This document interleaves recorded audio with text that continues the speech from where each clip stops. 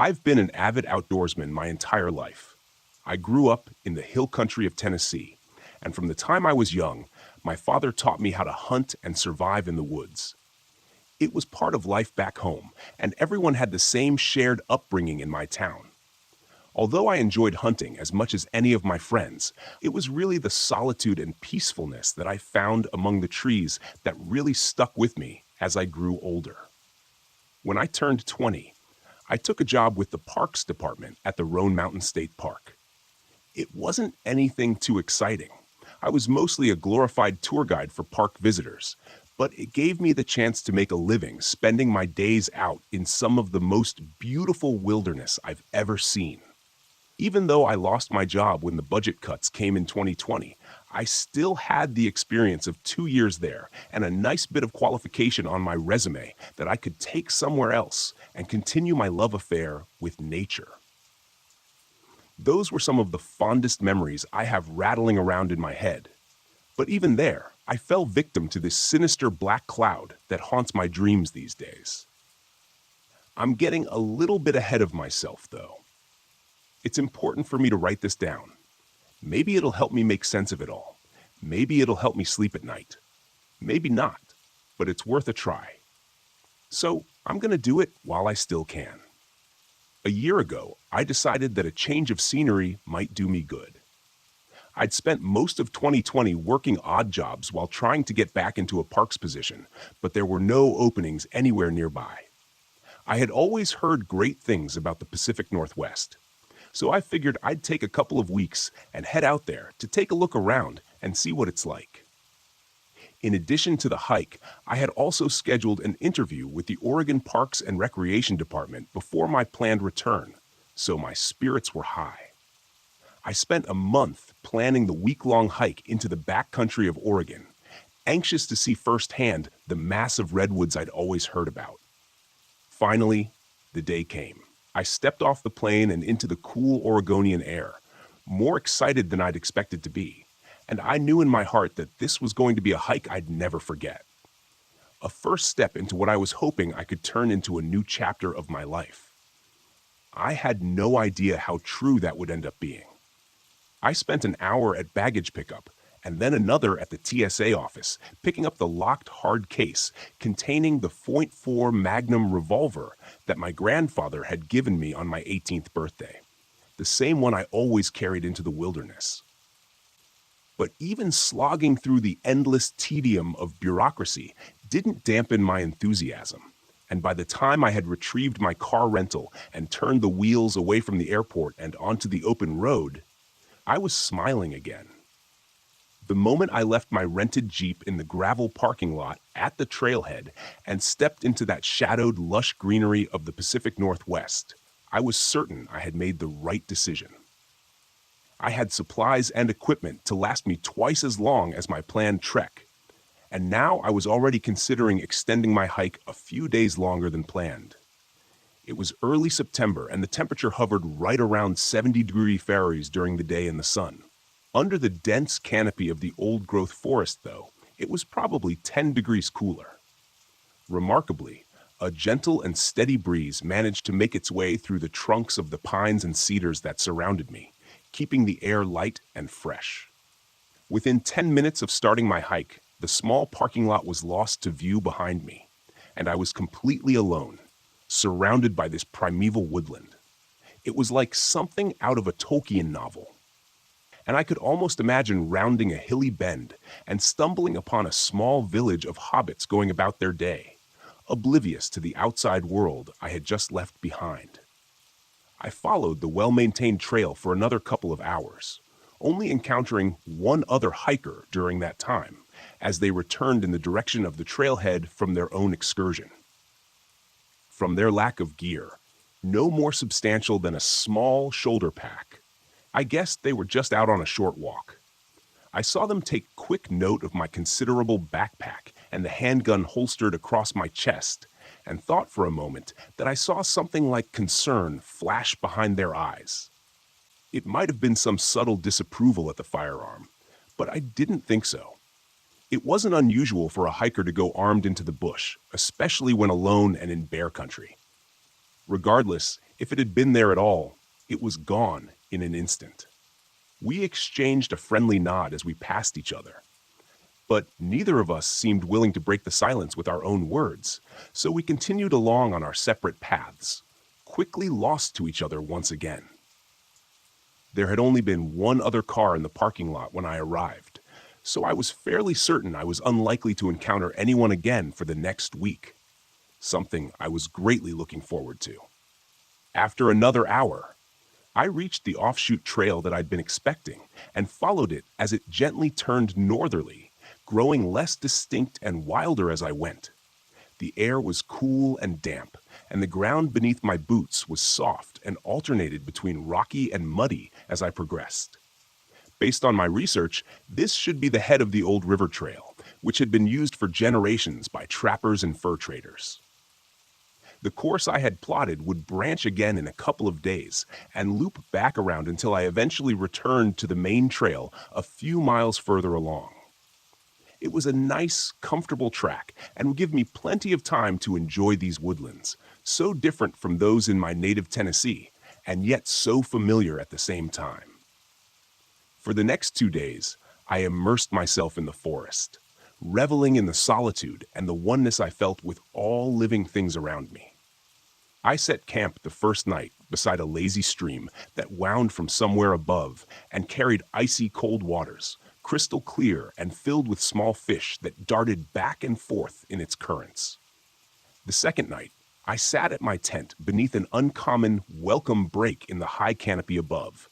Through the gap in the thick boughs above me, I watched in awe at the incredible amount of stars that lit the night sky, completely unobstructed by the light pollution that dimmed them to obscurity in my hometown.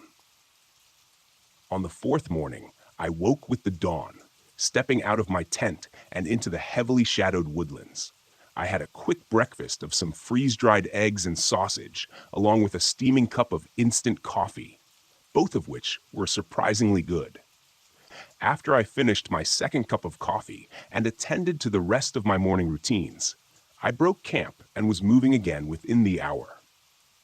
There was an excited spring in my step as I took to the nearly invisible trail that morning, and the anticipation I'd been trying to keep in check since my arrival I now allowed to run free. This was the day I expected to reach an area of land that had been inexplicably and habitually avoided by trappers over the years, with them often taking a more circuitous route around it, adding a day or more to their travel. It was this very region that had first caught my attention and attracted me to this particular route. I didn't really expect to find anything of note, but the thrill of exploring what was essentially a forbidden zone for those men and women just added a level of mystery to my trip. According to what I'd read, there should have been an old layover cabin somewhere ahead of me, which I expected would provide some great photo opportunities for me, as well as a few more pages to add to my mental scrapbook. Overall, I expected it to be the highlight of my trip, akin to exploring an old Gold Rush-era ghost town. It was early afternoon when I first caught sight of something unusual, something out of place. Through the dense trees ahead of me, I'd been periodically keeping an eye on my GPS, one of the high-end units I'd used on my job back in Tennessee. I'd uploaded my route to it before I left, and following the highlighted path on its LCD display made navigation simple in these strange forests. When the path grew wider and more defined, I was stunned to find that I was approaching what looked like a large cabin of modern construction. As I continued toward it and cleared the tree line, I found myself in a large clearing devoid of trees, but heavily overgrown by brush and young saplings. To my surprise, the familiar brown arrowhead logo of the National Park Service was affixed to the front of the cabin, beside the partially ajar door, faded and somewhat obscured with fuzzy green moss. I was more than a little taken aback when I saw this, since I was certain this area of the wilderness was technically part of the Silver Falls State Park, and the National Park Service had no presence here. Aside from that, this apparent ranger station appeared to have been abandoned for some time, allowing nature to begin reclaiming the area. It had probably been a year or more since the grounds were last maintained, and within another 2, all traces of the clearing would likely be completely eradicated, with only the decaying cabin and lack of old-growth trees to mark its existence. I double-checked the GPS unit, which had icons for all known ranger stations, but was even more confused when I couldn't find anything within 50 miles of the spot. Noting the location on my GPS, I took a few pictures of the exterior before stepping through the open door into the shadowed room, dimly lit only by a few grimy windows inset into the timber walls. The interior was surprisingly sparse, with only a few desks positioned around the large space and a table in the center. I was astonished when my eyes lit upon an unlocked and open gun cabinet and found the rusting remains of 2 rifles and a shotgun in an otherwise empty rack.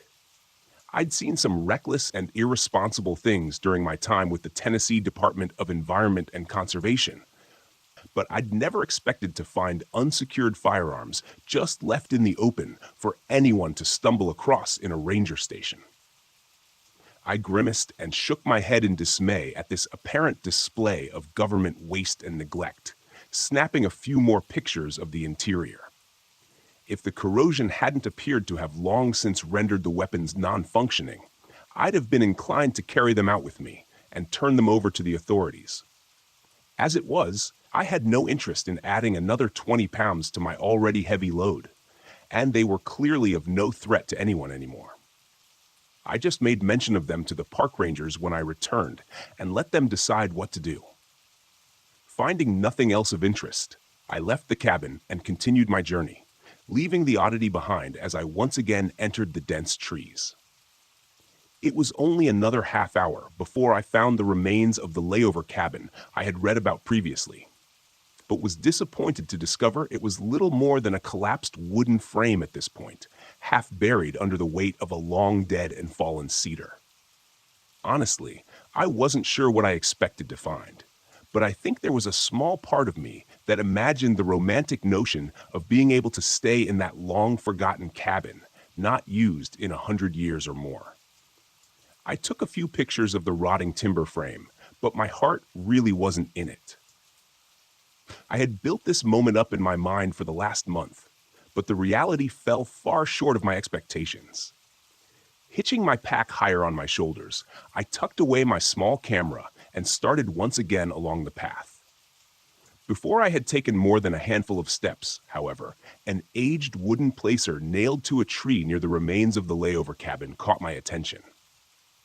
I frowned as I stepped closer, realizing that this had once been some sort of sign, perhaps a navigational aid used by old trappers and fur traders.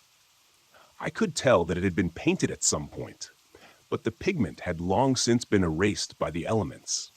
Still, squinting and looking across its surface at an angle allowed me to make out a few words that had been carved into its now wet-rotted wood. Turn back. Death waits beyond this point. I scrutinized the surface of the signboard for several minutes to ensure I had read it correctly, but each examination yielded the same results. I could feel that familiar tangle of excitement in the back of my mind and realized that my muted anticipation had not been as diminished as I thought at the less than impressive discovery of the layover cabin. I'd finally reached the area of wilderness shunned by those who had traveled here before me, the place I'd seen referred to as the Legion Gate in multiple images of hand-drawn maps. I'd always wondered how it had come by that name, but eventually dismissed it as one of those archaic peculiarities of a bygone age. Still, it had a ring of menace about it, which only served to tug at my curiosity even more. Another few pictures, and then I was again on my way along the indistinct trail. I noticed as I proceeded further how the ground had begun to dip lower, and I found myself traveling along a gradual descent that helped to quicken my pace. The trees here were growing larger and older than the lands I passed through over the last few days, and the undergrowth had long since been choked out by the massive trunks of those trees I passed among now. Before long, the trail leveled out, and I felt I was now in the bowl of some great depression in the land. the terrain rising to a gentle ridge visible through the forested expanse surrounding me. The wildlife in this area seemed less prevalent and somehow subdued, the chittering and bird songs now only present as muted echoes in the distance. I could hear the gentle whispers of a nearby stream somewhere off to my left, but kept my feet on the trail.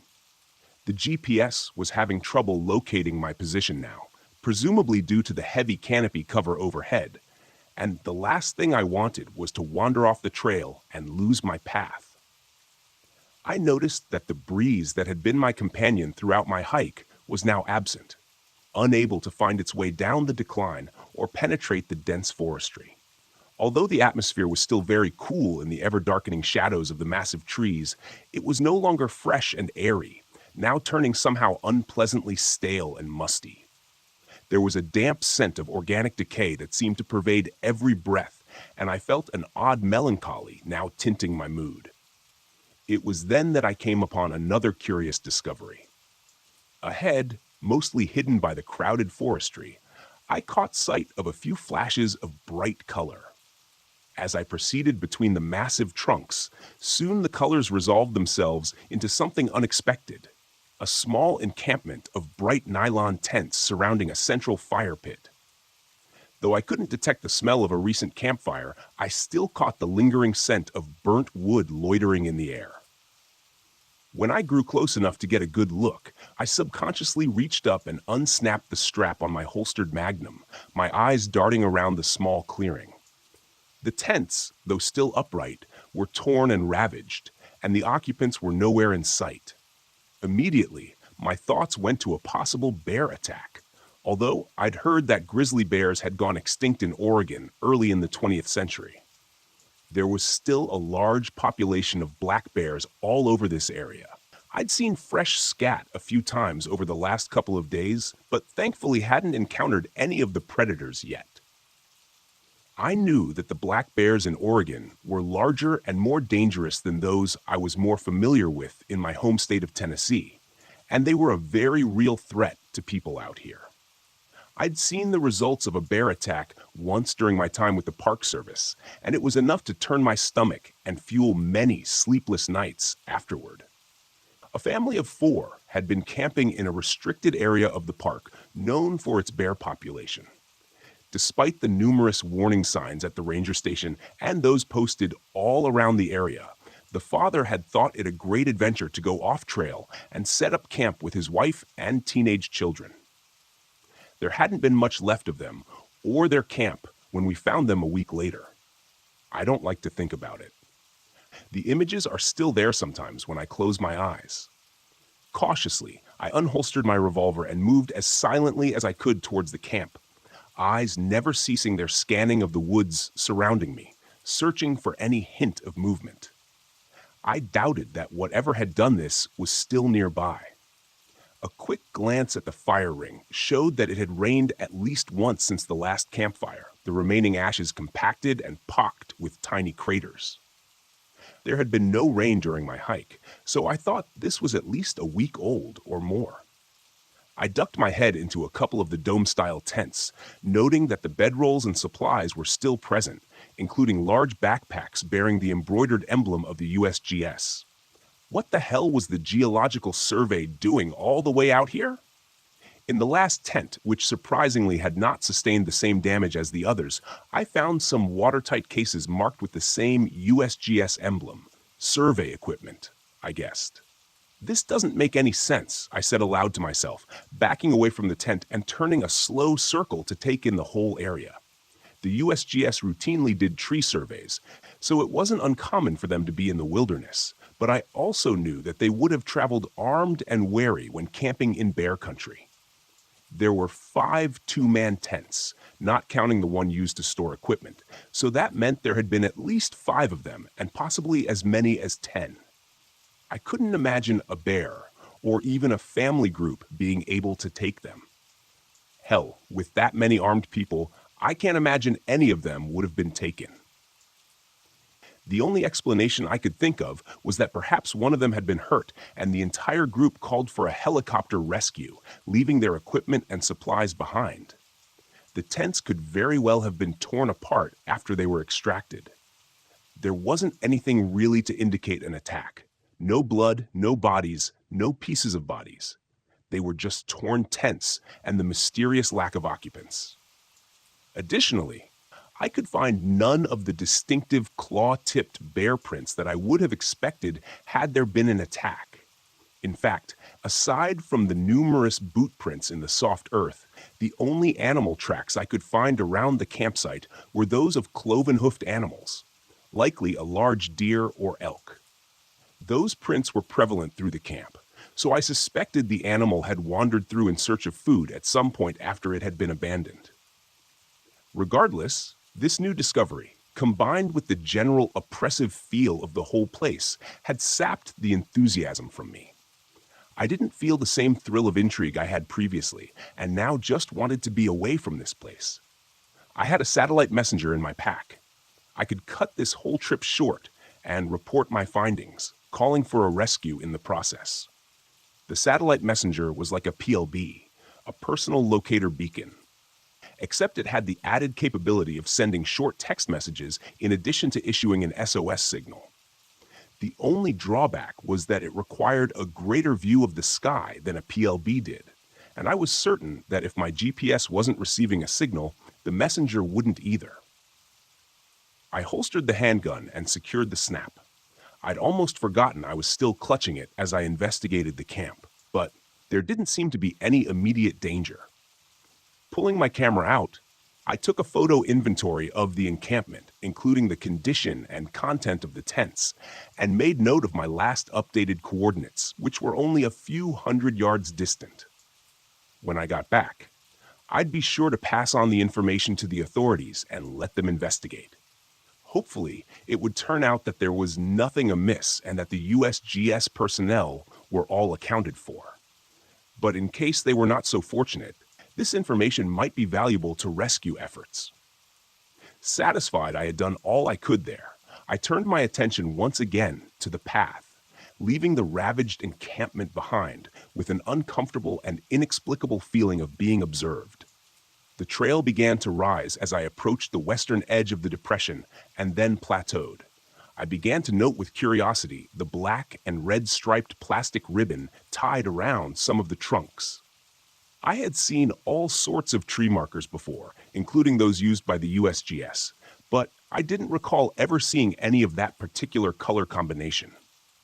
I briefly wondered what such a marker could mean to the USGS surveyors, but that thought was abruptly forgotten when I stepped around an exceptionally broad tree and was faced with... Hell, it took me a moment to really even see what I was seeing, as if my mind was rejecting the atrocity of it. When it finally clicked, I staggered, my world going gray, and I felt close to collapsing from the madness laid out before me. The bodies of two men had been stripped naked and lashed upside down to trees on either side of the path. Their bindings appeared to be made of thin black vines or roots, and had been clearly made while the men were still alive, as the cords had been drawn so tight to have split the skin of their calves and ankles, spilling blood up to their legs and torsos. Their arms were spread out to either side and bound to a crossbeam made from what looked to be the repurposed branches of a tree in a grotesque and twisted abomination of a crucifixion. This was not the worst of it, though, not by far. Their abdomens had been brutally torn open and emptied of their organs, which had been unceremoniously discarded at the base of the trees in a pink-gray pile of viscera that still glistened in the muted afternoon light. Someone had then stuffed them full of pine needles and leaves to the point that the bodies were both straining with bloat and crimson-stained vegetation protruded from the cavities. Their blood had painted their shoulders and heads completely red and dried and clumped in their dangling hair. My eyes dropped lower to their faces, and I saw that the men's eyes had been savagely torn out as well, and their empty sockets and gaping mouths were likewise stuffed full of forest detritus to the point of overflowing. At that moment, a foul wind rose, and upon it, I thought I could just make out the haunting tones of an inhuman whisper reaching for my ears, with a language never meant for the voices of men.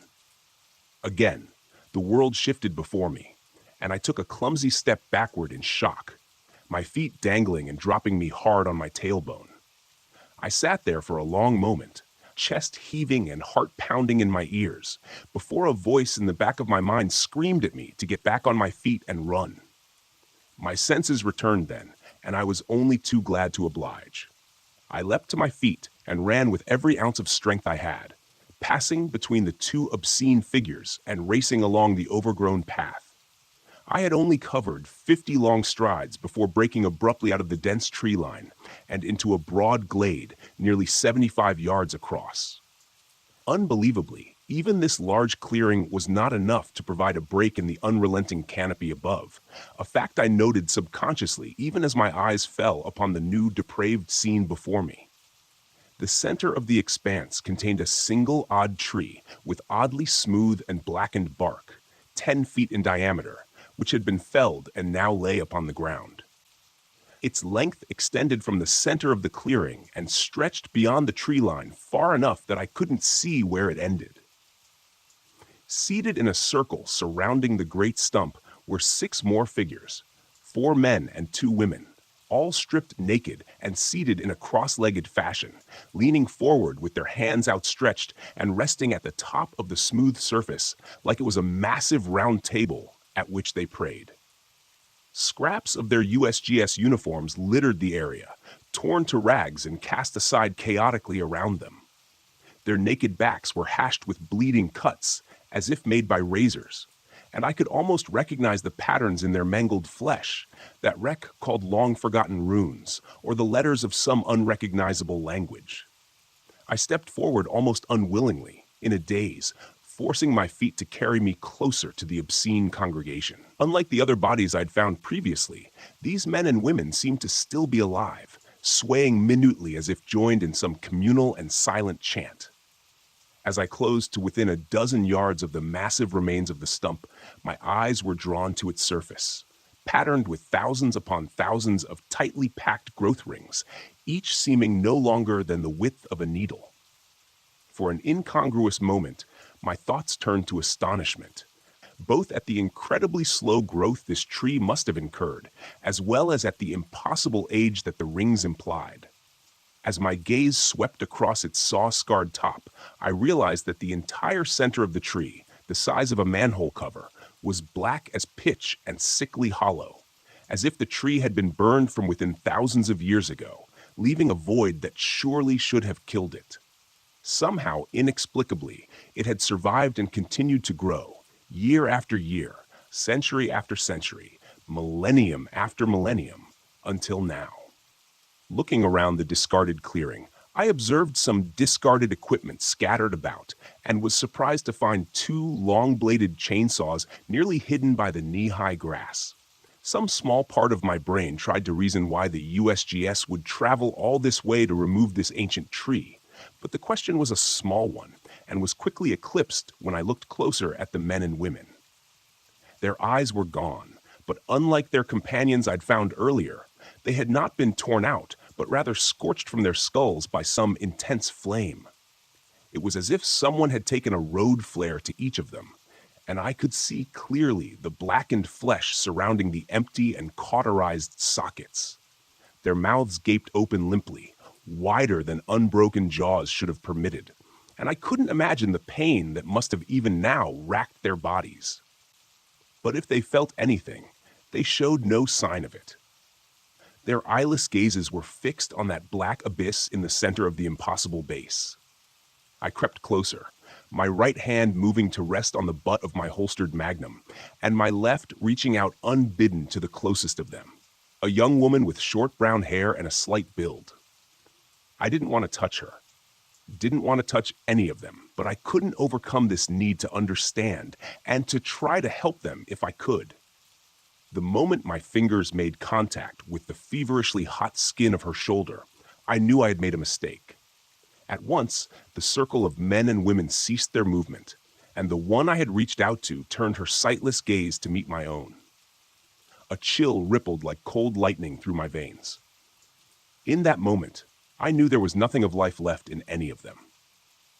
I didn't understand what was happening, but no humanity remained in their faces, as if they were no more than empty husks or damaged automatons endlessly repeating the last command they had been given. All thoughts vanished when she started screaming. Though it was horrific, the sound of the damned or of a demon, it was pitched higher than I would have thought possible and seemed to reverberate through the forest around us.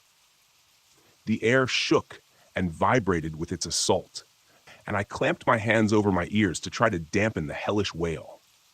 I could feel my consciousness start to escape me, felt the trickles of blood from my ears slip between my fingers, but still the scream continued. It came ceaselessly, without pause, without breath, without mercy.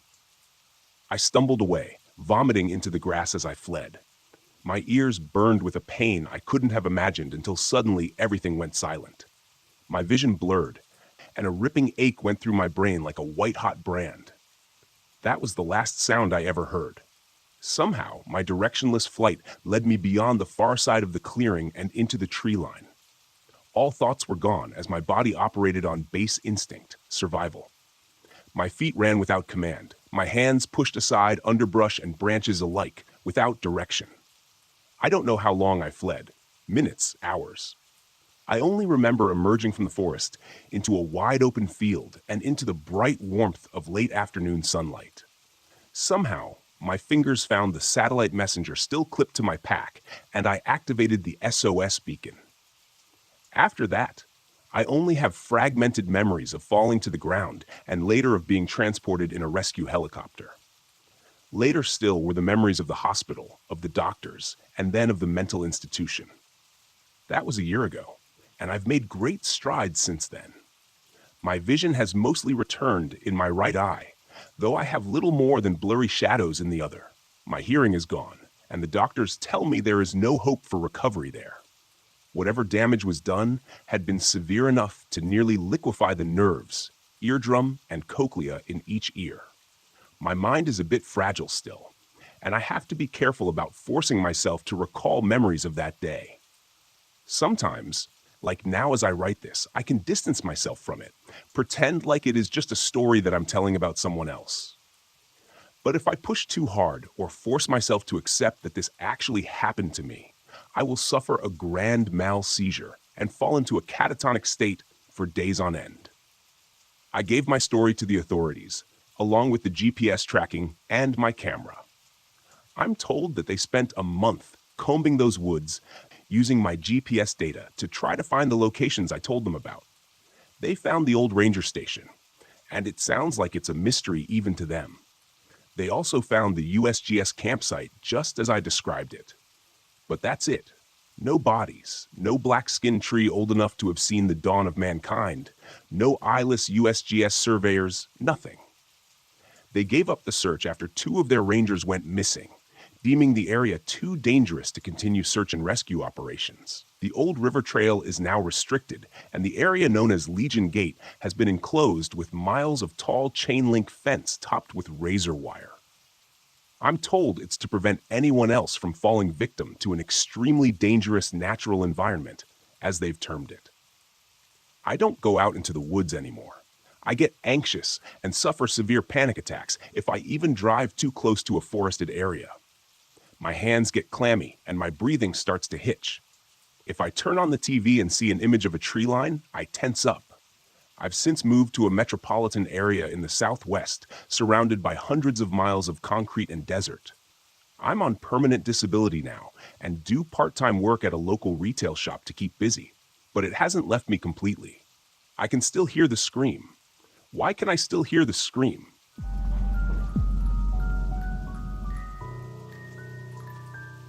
What do you know about Station 21? Asked Len Gibson, the grizzled old forest ranger who was driving me out to my new posting. I shrugged. Not much. I spent most of my time with the Forest Service out west and just transferred to the East Coast recently. This is my first posting out here. He grunted, wrestling with the steering wheel of the old 4-wheel drive pickup as it bucked over the unused trail, heavy underbrush, and thick trees passing by, dangerously close on either side. The road was narrow, barely wide enough to accommodate the time-worn truck, and he was driving a bit faster than I was comfortable with. I'm surprised they assigned rangers to it, though. Seems pretty remote, I said. We've been driving for a couple of hours on this trail already, and the lonely stretch of paved road we'd left earlier was little more than a distant memory at this point. Used to be a fairly popular long hike trail that ran near it, and the department wanted to make sure that we had a presence out here in case anyone got in trouble, he said, never taking his eyes off the path ahead. It was a pretty technical trail. It was pretty common for city folk to underestimate the difficulty or the risk. I frowned briefly. Used to be. It's not in use anymore. Gibson shook his head and spat out the open window. Yeah, too many people were getting injured on it. When a couple of them went missing entirely, the department decided it was too dangerous to maintain it as a sanctioned trail. Let it go to seed. It's tough to even spot anymore unless you know what you're looking for. You'll find an old rope bridge near the cabin. That's about the only thing that'll let you know it existed at all. Then why maintain a posting here? I asked. He spared a quick glance at me and said, You know the saying, if there's a station, there's a ranger. They'll probably get around to decommissioning it at some point, but for now. At that moment, we rounded a bend in the trail, and the station came into view. It was built to look like a rustic log cabin and was planted in the middle of a depressed area of the surrounding forest, the gentle ridges surrounding the area creating a natural bowl. The trees here were dense and somehow forbidding, and the unkempt limbs, heavy with gray tendrils of Spanish moss, reached over the cabin and crowded the edges of the modest clearing. The entire area was a lush green, heavily shadowed by the canopy above, and the air was thick with the scents of the deep bush. He used the open clearing to turn the truck around and stopped it in front of the wooden door emblazoned with the Forestry Service logo. Throwing it into park, he turned in his seat and looked at me expectantly. Not staying a while? I asked, opening my door and grabbing my overflowing duffel bag from the bed. Nope, he said, shaking his head. My job is to transport rangers in and out of their postings around here. Used to be that each ranger would have their own assigned vehicle, but the budget doesn't support that anymore. I stepped back from the truck and shut the door, throwing the duffel over my shoulder. Where's the guy I'm relieving? I asked, looking around. That's Ed Marsh. Brought him out here a month ago, same as I brought you a week ago. The guy that does the supply runs came out here and found the station empty, he said, something unspoken behind his light gray eyes. So what? He just disappeared? I asked disbelievingly. The old ranger scratched a moment at the 3-day growth of white stubble on his cheek, as if trying to figure out how to phrase his answer. Look, Miller, you seem like a nice guy. There aren't too many things in this area that'll threaten a man, aside from maybe a copperhead or the odd black bear, but neither of them are too common here. The truth is, some men just aren't built for the solitude and isolation up here. But Ed Marsh seemed solid enough, but he wouldn't be the first ranger to just up and leave his posting at Station 21. I took another glance around the area before turning back to Gibson, patting the bulging canvas slung over my shoulder. Well, I got plenty of books to occupy my time. I brought my camera, so I expect I'll be able to add some really good shots to my portfolio. He paused a moment before ducking his head in an amiable nod and barking a laugh. That's good, kid. Keep yourself busy, and the month will fly by. Before you know it, Elliot Barnes will be out here in a week to resupply you, but you should have plenty still in the cabin to carry you over. I nodded my thanks to him and stepped back from the pickup as he threw it into gear and headed back off the way we'd come.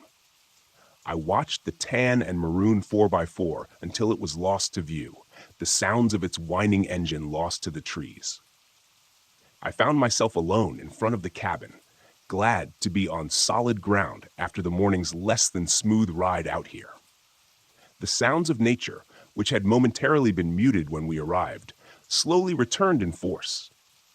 The chittering of the squirrels and chipmunks somehow in harmony with the birdsong in the treetops. The air was cool and still as I stepped onto the wooden porch that spanned the front of the cabin. I turned the knob and pushed the door inward. The interior of the station was Spartan and neat, divided into a small office space for visitors and a slightly larger living space for the ranger.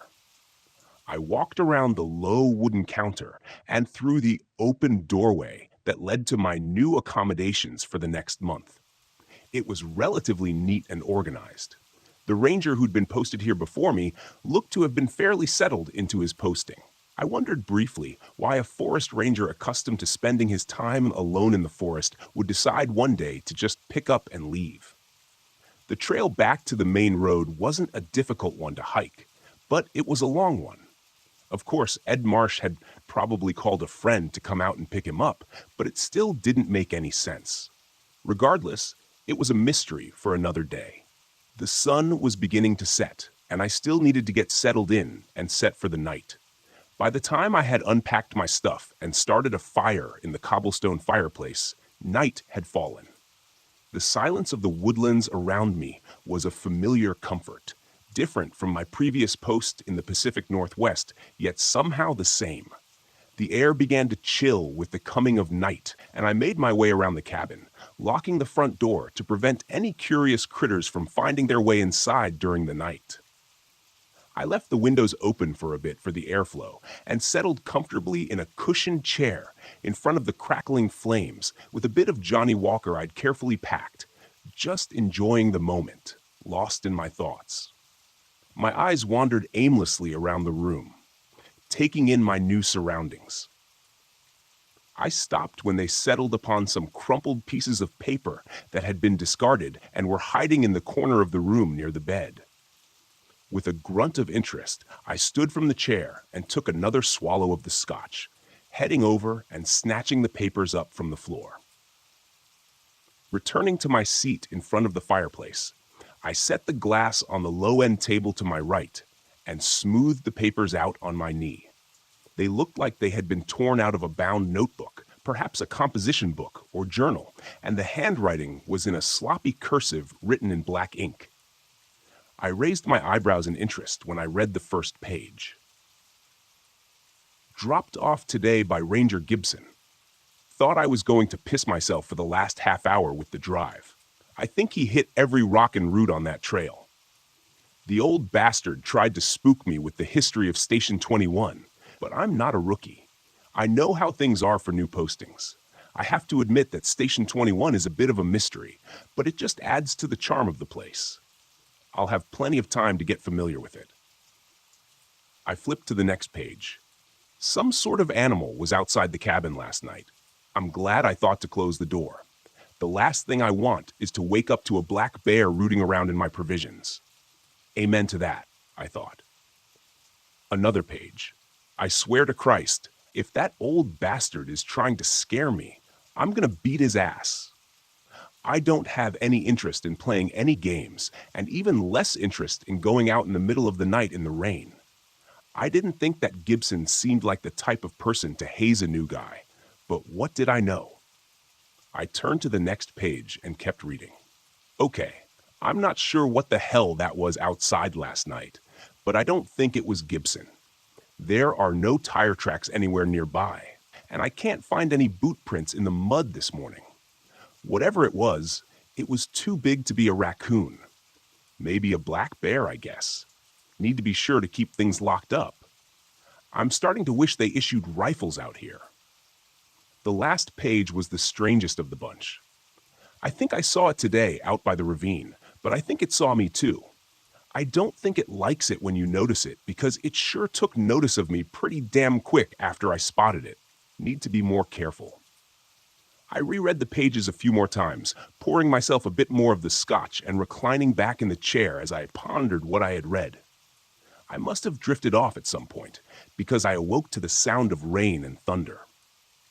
The fire had died down to embers, and a chill had replaced the comfortable warmth that it provided. I stood from my chair and walked over to the window, looking out into the dark at the rain.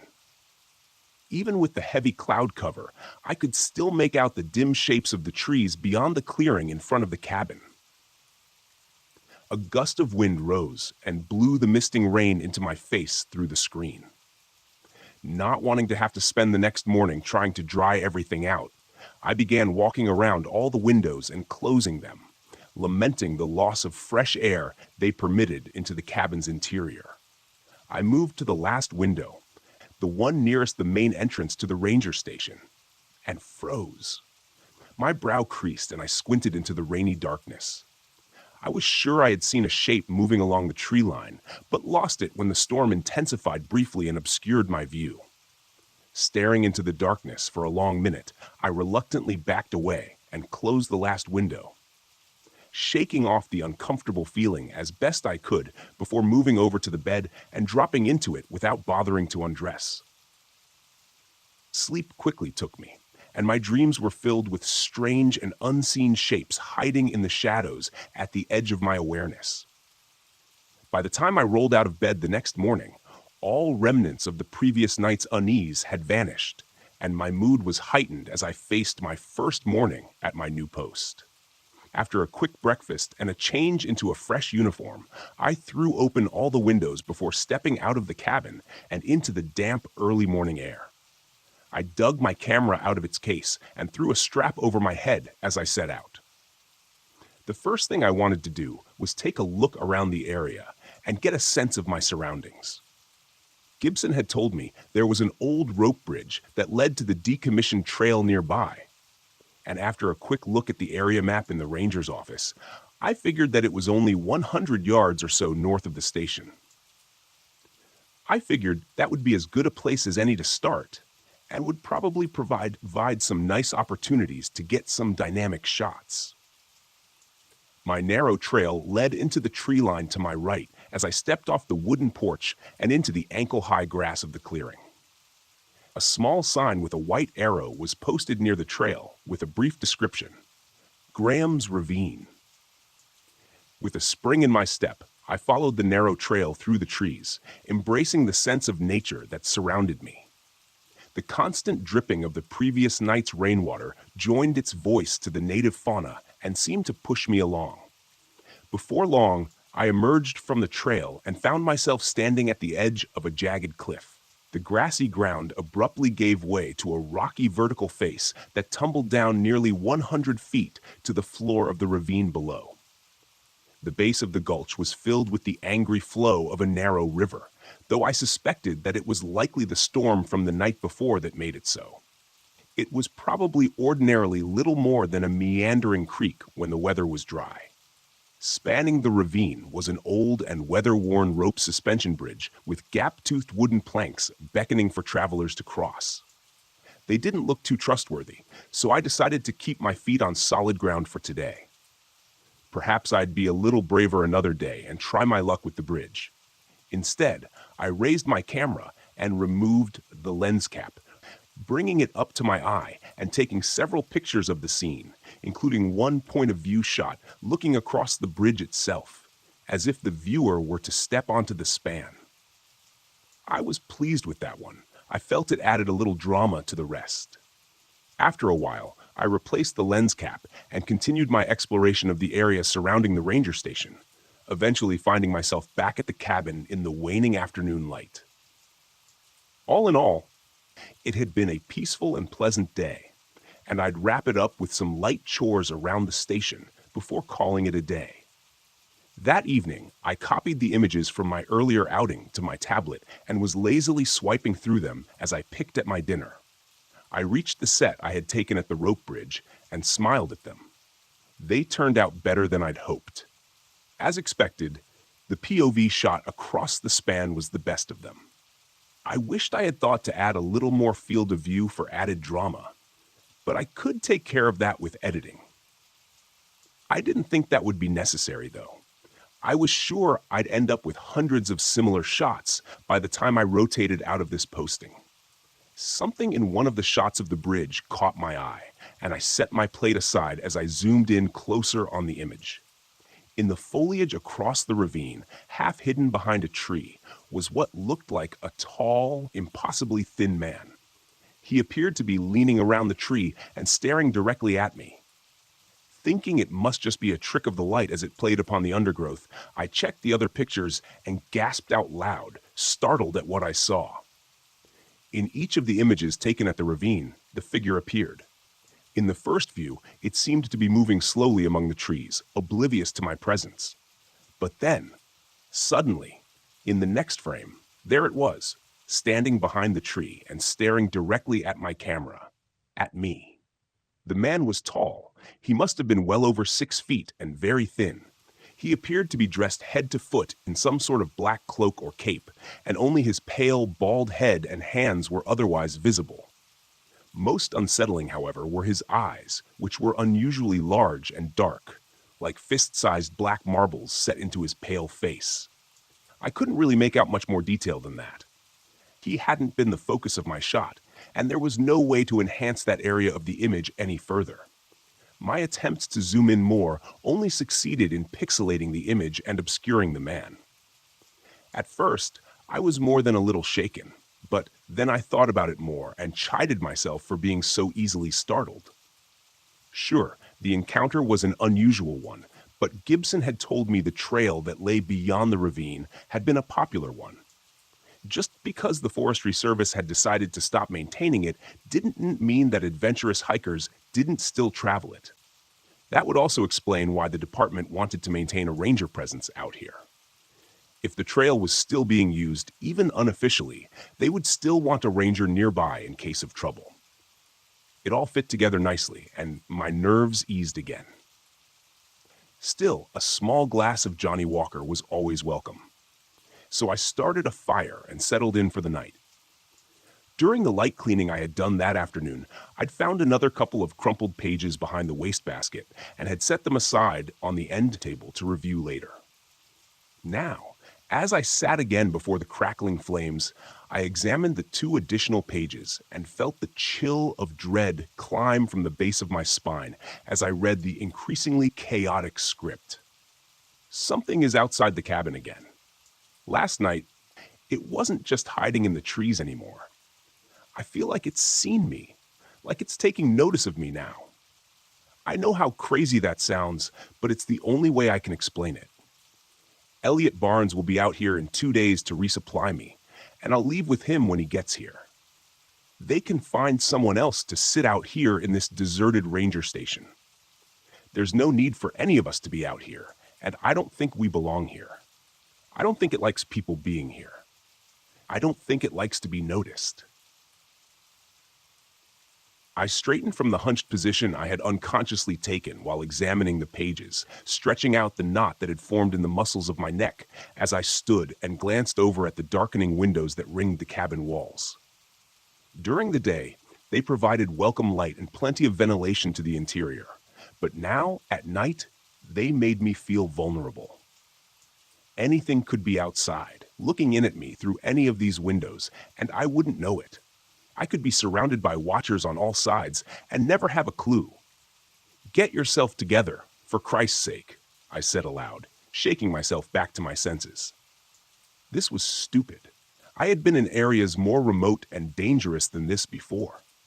This was a posting they gave to rookie keepers, simple and safe, difficult to get into too much trouble here. That being said, I didn't hesitate to ensure the front door was locked and secured, and figured tonight I could sleep without the windows being open. Things would look a lot different in the morning. I was starting to agree with my predecessor. A rifle would have gone a long way to setting my mind at ease. Right about then, the rain came again that night, with less fury but greater volume. I tossed and turned in my sleep, never finding a comfortable position. In fact, it was less the mattress and more my imagination keeping sleep at bay. I couldn't coax my mind to quiet and calm itself in the darkness. It insisted on constructing sinister images to keep me awake. When I opened my eyes, it continued making the shapes of the furniture around me into alien and menacing forms. I turned over onto my side with frustration, forcing my eyes closed and focusing on the hissing sound of the rain on the metal roof above me. Normally, it would provide the perfect environment to lull me into a deep and restful sleep. But now it only served to mask the sounds of anything that might be sneaking around outside of the cabin. Stop it, I told myself angrily. opening my eyes, and I froze as my eyes fell upon the grotesque pale face at the nearest window, staring in at me with some detached and inhuman curiosity.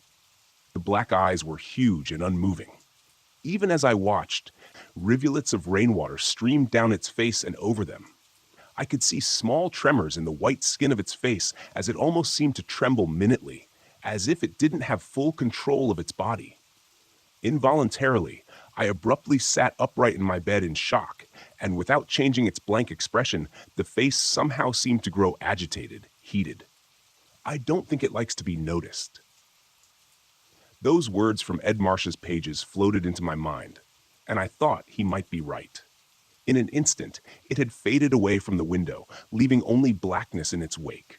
Was it gone? Was it moving to another window? Was it waiting for me? It wasn't an animal, that much I could tell.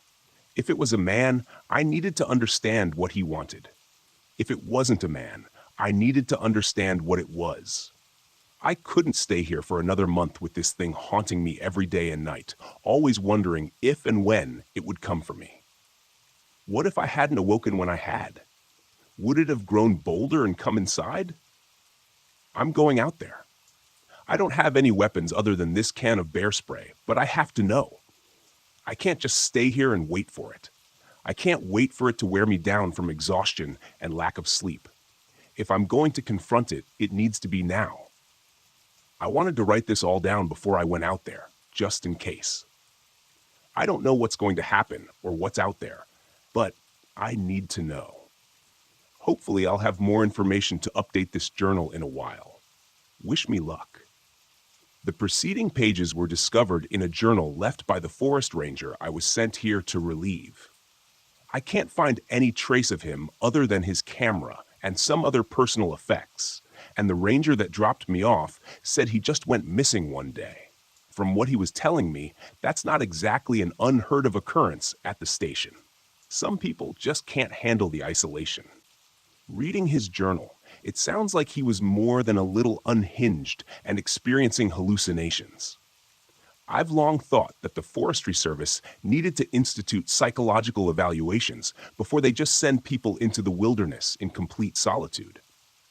One thing that I can agree with my predecessor on, however, is that I need to keep the door locked at night.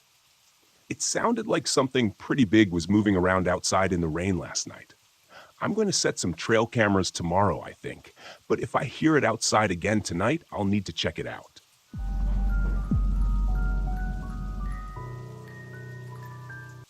A man once paid me to be hunted for sport. I had stumbled across his post when I was browsing the web for work. I was looking for some sort of side gig to pass the time. I was at a bit of a crossroads in my life. I had quit my previous job to break away from the redundancy it had sucked me into. It was a spontaneous decision with no real-life planning. Luckily, in this day and age, the internet caters to people like me, people who don't care about chasing money or don't want to be tied down. It wasn't the money I was after, but the change it would provide. I felt like I couldn't enjoy anything in life, like I was just going through the motions. That night, I had been scrolling for quite some time, skimming over job posts. Help wanted here, shorthanded there. I didn't think I would find anything that would suit me. It all seemed like the same thing disguised under a different title. That was until I found this particular ad. I thought it was a scam at first, comical dollar signs on each side of the Craigslist title, like a trap set for the elderly in search of credit card numbers. I clicked on it anyway, curiosity getting the better of me. In all caps, the posting read, "Big money for manhunt volunteers." At least it was to the point. The details below gave a brief introduction as to what the job entailed. I skimmed them over with amusement, half of me doubting if it was true, the other half kind of hoping it was. As ridiculous as the prospect was, I had to admit it was exciting. There were some requirements for the job, however, and I was surprised to find that I fit the bill. Must be male. Must be young and fit if possible. Must not be afraid of the dark. Must come alone. No cell phones, no firearms, no police. Must meet the night before to discuss further. The list went on for a while, but ultimately ended with a phone number and a typed signature from someone simply named Bob. I found myself thinking it over. I didn't exactly have anything to lose, no family or friends. I always lived alone. The idea of wanting to pack up at a moment's notice never seemed to sit well with any of the significant others I had in the past. I don't know if it was stupidity or the need for adventure, but in the end, I found myself grabbing my phone. I mean, how often do people get to say they were hunted for sport? The money wouldn't hurt either. I gave him a ring. The man who answered the call was tipsy but eager, and when I mentioned my interest in his post, he seemed to be ecstatic, like I was calling to give him the lead role in a movie. The conversation was a little awkward considering the reasoning behind the call itself, but after a few minutes of cryptic back and forth, we agreed on a meeting place. I was a few towns away, but he insisted I meet him closer to his side of the woods. The hunt would be at his estate, and I should stay in town so I was well rested for the event. We would meet at a local bar called the Sixth Shot to discuss terms and conditions. He seemed determined, like he had been waiting for someone for a while. He said he would understand if I was in no hurry, but with my current status of unemployment and lack of overall plans, I found myself meeting his energy. I had to admit the concept was a little exciting, if it was real at all. We decided to meet the next day. The Sixth Shot was a bustling little place. A neon sign with a smoking gun made it easy to find. When I arrived, I found the guy immediately. He looked about how you'd expect a manhunter to look. He pulled it off well. A black polo and tan cargos, a shiny shaved head with a thick curled mustache, all worn on a very tan and muscular body. He was sitting at the bar alone, and he lit up like a Christmas tree when he saw me. Like he knew. He patted the stool next to him like he was welcoming a long-lost friend. When I crossed the bar, I was met with a firm handshake and a pat on the shoulder. He told me he was delighted to meet me, and drinks were on him. After a brief introduction, he got a glass of top-shelf bourbon for himself, while I sipped on an Irish red ale. I had acquired a taste for it recently. Considering he was trying to hire me with the intent to murder me, he sounded like a pretty cool guy. We got to know each other a little before getting to the serious stuff. The people around, enjoying their drinks, were none the wiser. The man known as Bob was actually Robert Callahan, a man born into a world of wealth and, as it seemed, perpetual boredom. His father ran a very successful chain of automotive stamping companies that he inherited from his grandfather. By the time his father passed, there were so many buildings and people assigned to making the gears turn efficiently across the globe without his input. He was able to live a life of leisure on a 7-figure income without as much as lifting a finger. The companies ran themselves as he got older, and he filled his adult years with seeking thrills across the globe. He tried anything that got his adrenaline pumping, from skydiving to whitewater rafting. He took a liking to hunting, which he said had started an escapade of finding the world's most dangerous predators and killing them, no matter the cost. He said he had seen it all, but in all his years, there was one thing he hadn't bagged: a human. I laughed at his extraordinary lifestyle, feeling a bit mundane when it was my turn to share stories. Mine was far from exciting. I left the more boring bits out, but I told him I spent most of my 20s as a park ranger. It kept me close to nature and the outdoors, but when it's all you look at, it tends to lose its luster. I left that to be a cab driver in a big city, something that kept me in transit and entertained for a while. Always moving, with so many people to observe in the busy city life. But in time, I found myself too contained to the city itself, which is why I recently quit. This brings me to about where I was right now, discussing being hunted by another man. He was fascinated, jotting down notes in a little pocketbook while he sipped his bourbon. We conversed for a time. I finished a couple of beers, and he ordered another pour of bourbon. The conversation was nice. It had been a while since the last time I went out with friends. Despite the fun I was having, we couldn't beat around the bush forever. When it came time to discuss the actual terms of our agreement, his face turned serious. I would be paid $5,000 tonight. Granted, I still wanted to go through with it. He said this would help me settle accounts before the event. He said he owned a mansion outside of town with over 30 acres of forest land. He was outside city limits. His nearest neighbor was 6 miles away. No one would hear screams or gunshots. We would start tomorrow night. I was supposed to get to his estate at 10 p.m. After my arrival, I would get 15 minutes to head into the forest as a head start. He explained when the 15 minutes were up, he would promptly signal with a flare. If I had any second thoughts, I needed to address them and withdraw from the woods before the signal. If I was still in the woods when the flare went off, I would be shot on sight. He said I would be paid $10,000 an hour if I survived. The hunt would go on until dawn, and if I was still alive come daybreak, I would be free. He would be armed with a hunting rifle and a combat knife. I would be armed with my wits. It was evident it wasn't in his plans for me to survive. But that was something I had already come to terms with. He studied my face when he said these things, perhaps trying to gauge my reaction. I tried my best to play it cool, despite being a little nervous. "Does any of this bother you?" he eventually asked, downing the last of his drink. "No, not really. I've always just tried to go with the flow. Doing that made me stumble upon your offer. Maybe if I get out and live a little, it'll encourage me to settle down for a bit more. That is, if I make it out alive." I winked, and we both had a laugh. "You're a riot. If I wasn't trying to kill you, I think we'd be pretty good friends." After all the details were ironed out, he paid the tab, and it was time for us to take our leave. We shook on it before going our separate ways. He was excited for the next day, a pep in his step carrying him to his obnoxiously lifted truck. He burned out as he left, almost rear-ending a Buick as he left the parking lot. I watched him go, feeling oddly serene in the cool night air.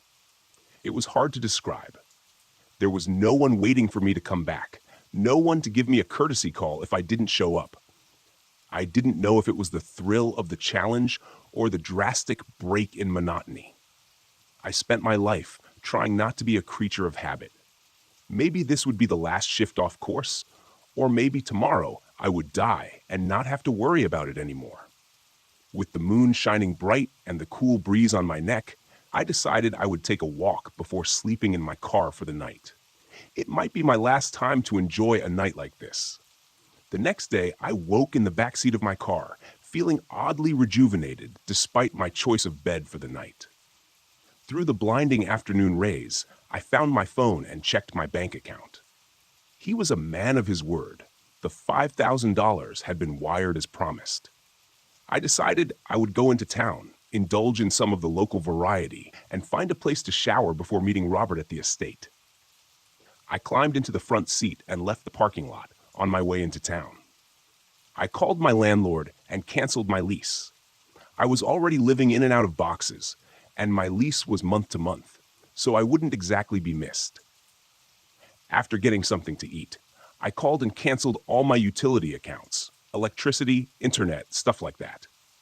I had already put in my resignation at the cab company. There wasn't really any ties to my life at my apartment. I would either survive till dawn and get the biggest payday of my life, or not have to worry about the next step if I failed. Either way, this was the end of the current chapter of my life. After spending the day driving around town, I found myself heading over to Robert's property. The sun was already making its way into the horizon. His driveway was long and winding, leading to a gigantic house that looked like the surrounding forest was trying to swallow it. When I pulled up, it was already almost dark. A butler greeted me at the mansion, an old man carrying a silver tray covered in a soft cloth. He opened the car door and let me out, introducing himself only as Charles. "I will be taking your belongings now," he said. "If you don't make it out, they'll be destroyed at sunrise." He held out the tray. "Of course," I said, handing over my phone, wallet, and keys. After placing them on the tray, he offered a smile. "Would you like a refreshment before heading in? Mr. Callahan's staff will accommodate you before heading into the forest. He truly appreciates you answering his ad." "I'm fine. Thank you. I guess I'd rather just get to it, I said, wiping my sweaty palms on my jeans. Of course. If you'll just follow me, it's right this way. He gestured for me to follow him. Charles escorted me through the house. The inside was furnished top to bottom with luxurious wooden furniture, bearskin rugs, chandeliers made of gold, and paintings from the Renaissance era. The estate was definitely worth a fortune. We passed by a trophy room filled wall to wall with mounts of animals from across the globe. They seemed to stare with their glass eyes, following us as we made our way through. Charles made no effort to engage in conversation, and neither did I. The other end of the mansion consisted of a large patio waiting for us. There was Robert, who seemed to be preparing for a little hunt. He was running a large combat knife over a whetstone slowly and methodically as we approached. Propped up next to him was a rifle, the bolt pulled back, several cartridges laid out on the glass table next to it, and the flare gun. "The time is approaching," said Charles, and Robert nodded. He wiped the blade off and sheathed it on his belt. I looked at his loadout on the table, starting to feel sick to my stomach. This was seriously happening. Now that I was here and seeing him fully prepared, I couldn't help but feel like I was in over my head. Robert stood and grabbed his rifle. He picked up each .308 cartridge and loaded them slowly, one at a time, until it was full. He racked the bolt forward, slung the rifle on his shoulder, and grabbed the flare gun. 15 minutes. Then flare, he said. "Having second thoughts?" he asked, twirling the flare gun on his finger. "No, not really," I said, making my way off the patio. I wasn't exactly sure what to say in a situation like this, so I figured it was best just to get going. "Excellent. I'll see you on the other side," he saluted me, and Charles gave me a nod. I turned and left the patio, making my way into the woods. Each step got heavier as I approached the trees, the darkness behind them getting eerier the closer I got. When I reached the tree line, I looked back at the mansion. Robert and Charles just watched expectantly. I swallowed and ducked in, feeling the full weight of my decision, perhaps a little too late. Once the mansion was no longer visible, I started jogging. I was mindful of my footsteps. A stray log or vine could trip me up. During my time as a park ranger, I spent dozens of hours hiking trails. I would survey the land weekly, picking up discarded things like trash and lost clothing. This landscape was much different, however. The ground was uneven, years of collecting leaves buried and fallen limbs and jagged rocks. I was wearing decent boots, but the terrain was unforgiving. One misplaced step, and I could roll or break an ankle. I wouldn't be able to rush too much, so I maintained a steady pace, hoping to put enough distance between us and maybe find a decent place to hide. With the sunset and no light source, I couldn't see very far in front of me. I tried not to think about how much time had passed. I just focused on pushing forward. The trees started to crowd, giant maples with lush branches blocking the moonlight. I ducked under them quickly. A twisted branch snagged my shirt, and I shook it loose. Birds screeched and roused from their perch, flapping away in a panic at my presence, their cries echoing into the night, sending a chill down my spine. There's nothing to be afraid of, I thought to myself. Not yet, at least. I came to a small clearing and took a second to catch my breath. I leaned on a tree, shaking clumps of mud and pine needles from my boots. The ground was wetter than I had anticipated. Off in the distance behind me, there was an echoing pop, and I looked to see the flare reaching toward the sky, a little orange ball of fire. I pushed off the tree and continued. I had to keep moving. I ran across the clearing. Each step squished on the ground as I went on. My third stride, my boot stepped on something awkward and hard. By the time I heard the clicking sound, I knew it was already too late. The sudden force clamped down on both sides of my ankle. I could do nothing but cry in pain. I stumbled awkwardly to the ground, agony shooting through my leg as the wind was knocked out of me. I looked down at the bear trap, blood oozing from where the metal jaws were buried. I was frustrated at my foolishness. Of course, he had put traps in the woods. Why wouldn't he? I forced the jaws apart, the mechanism creaking, begging to bite down again. My hands shook, holding the slippery metal, and my leg was barely free.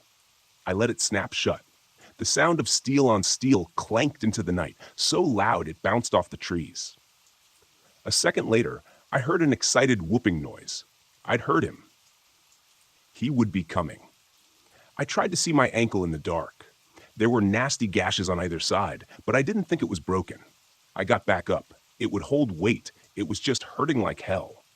I didn't want to look back when I pushed forward, panic starting to set in, trying to regulate my breathing. I moved as quickly as I could, one strong step, one baby limp. I scanned the ground, looking for more traps. There had to be more, surely. Branches whipped my cheeks and pulled at my clothes. I tried to be more careful, but I just couldn't see them quick enough. My left foot squelched with every step, blood soaking through my sock into the laces. I pressed on, hurdling a large dead log. I had to find a spot to hide for a moment to catch my breath. My heart was racing. I was having trouble thinking rationally as I could with the situation. A wave of fear washed over me for the first time in a long time.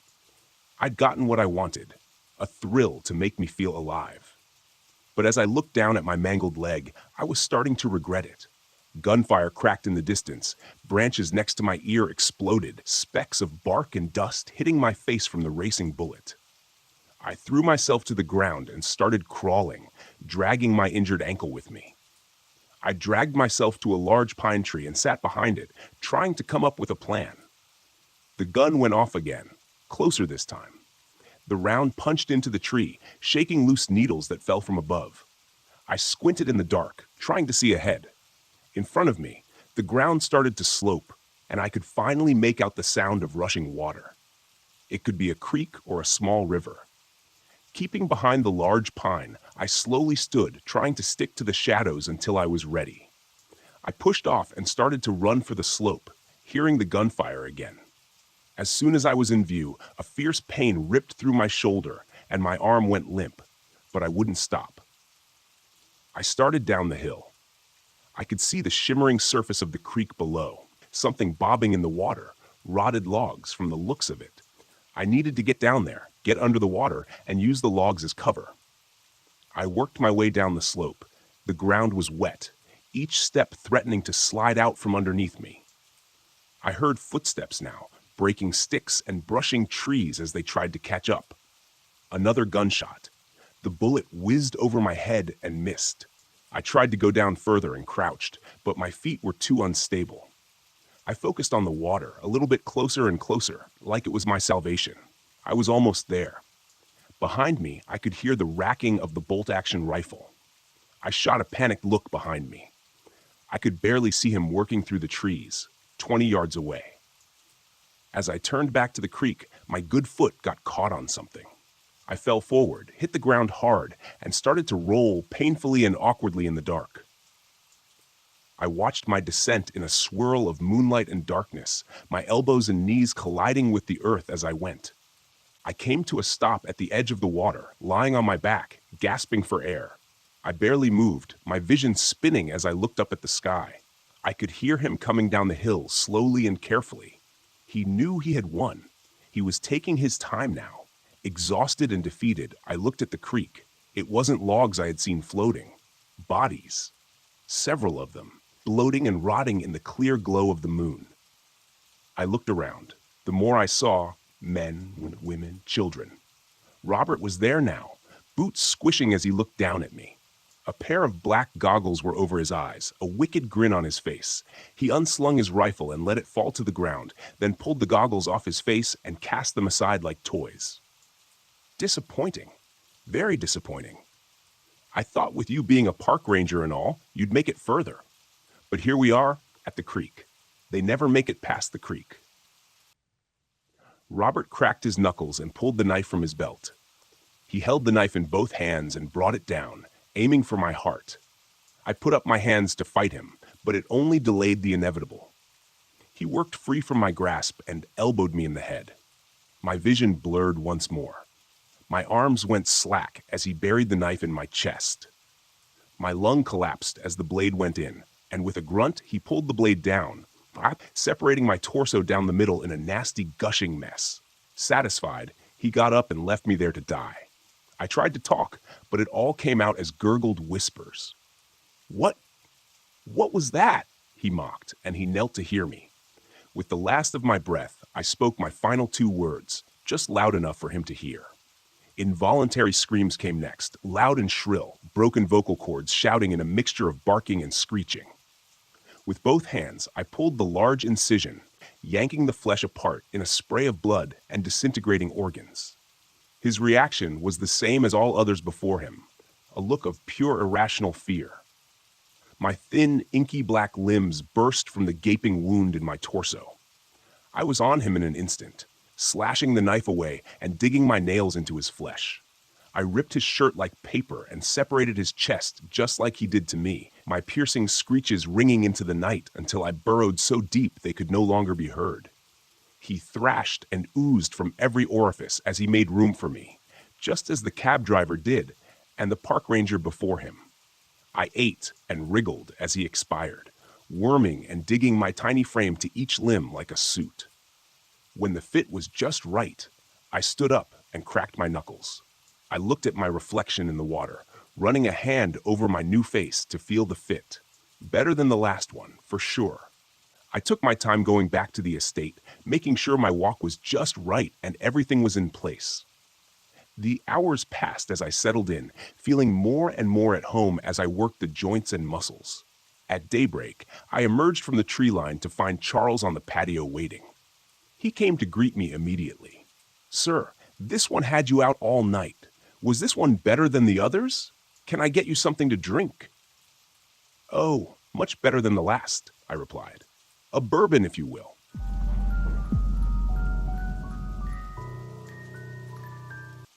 I've been a fire lookout for about a year now. I spend most of my life alone in a small, window-lined, one-room shack atop a steel and wood-frame tower in the middle of the Great Smoky Mountains National Park.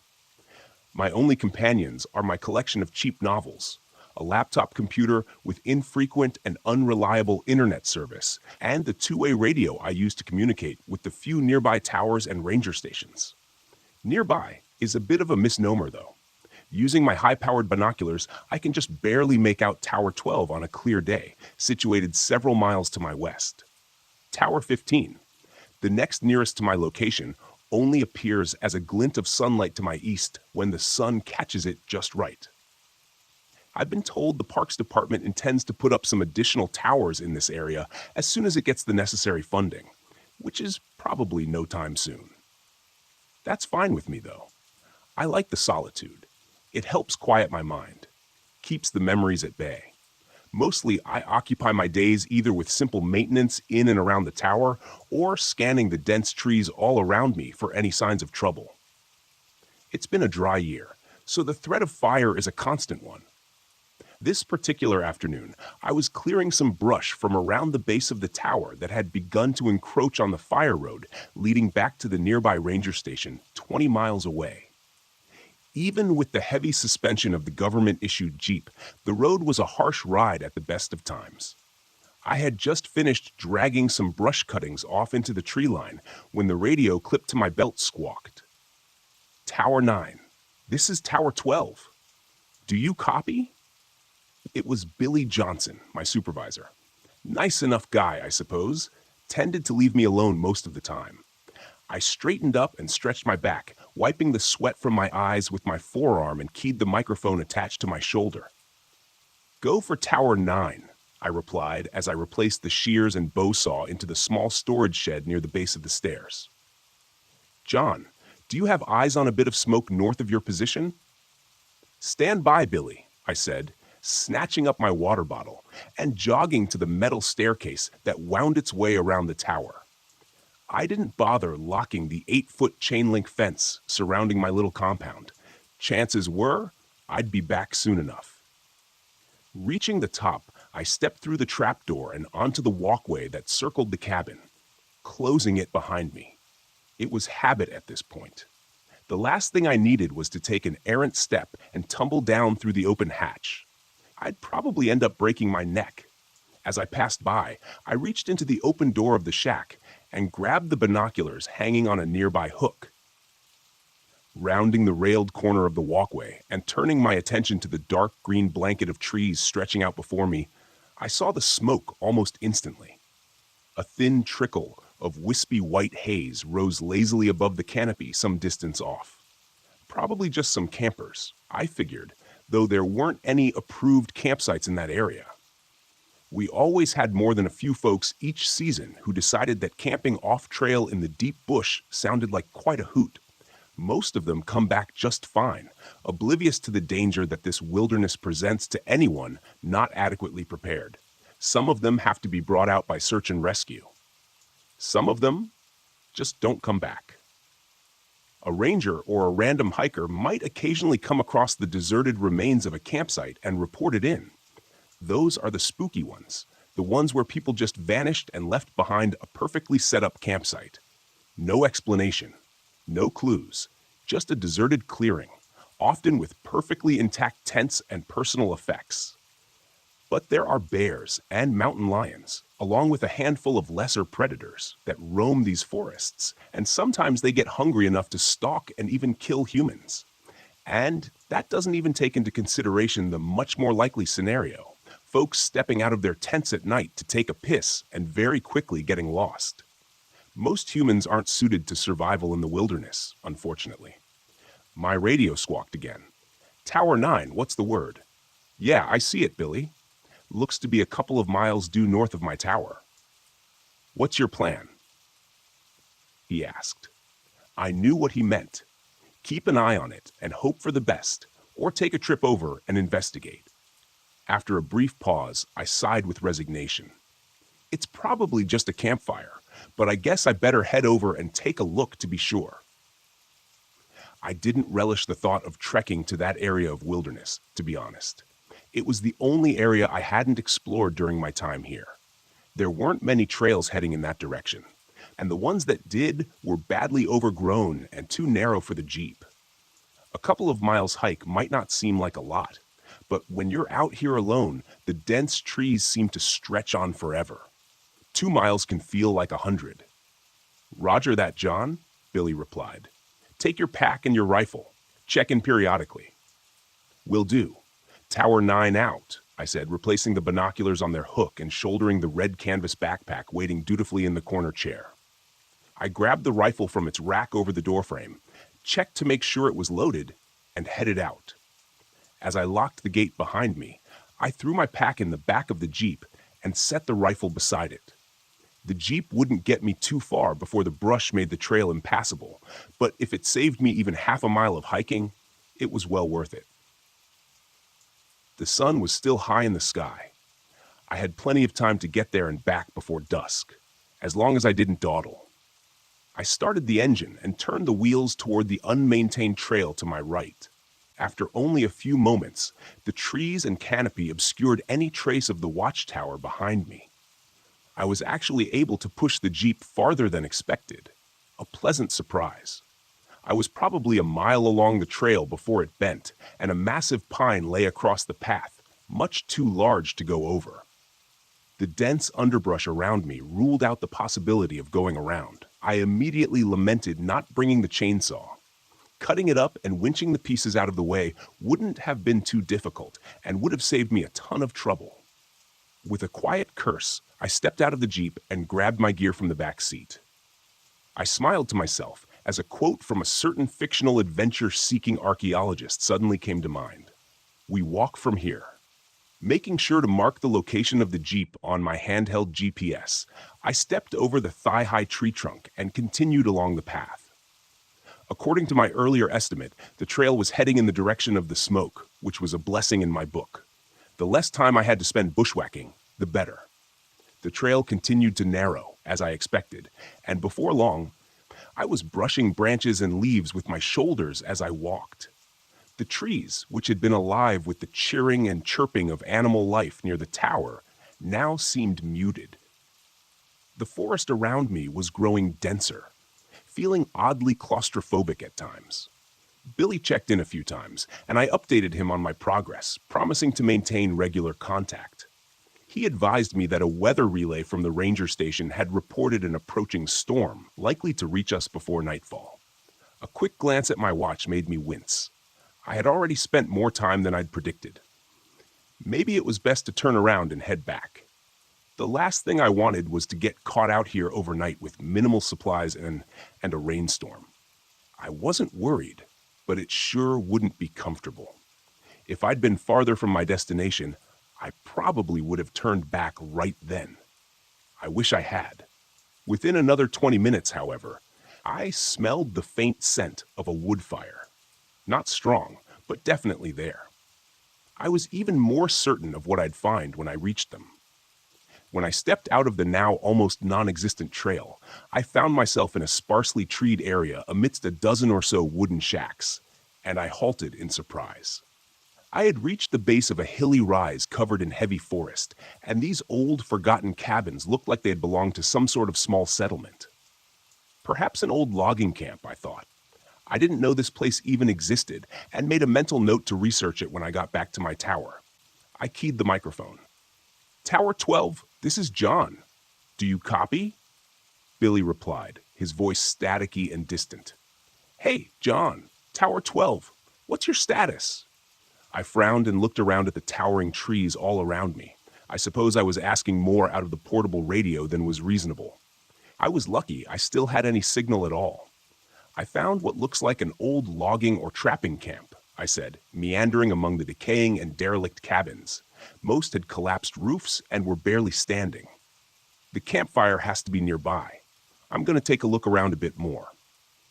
There was a pause before Billy spoke again. "What's your current location, John?" I glanced at my handheld GPS and relayed my position. Another pause. "John, I think you should probably just turn back. Come back, okay? You don't have many more hours of daylight left, and that storm looks like it's getting worse." Something in his voice sounded off, but I couldn't quite place it. Nervous, maybe? I couldn't blame him. My safety was his responsibility, and the idea of one of his lookouts being caught out in a storm overnight probably didn't sit well. Coincidentally, it didn't sit well with me either. "You may be right, Billy," I replied, turning around and casting my eyes over the area.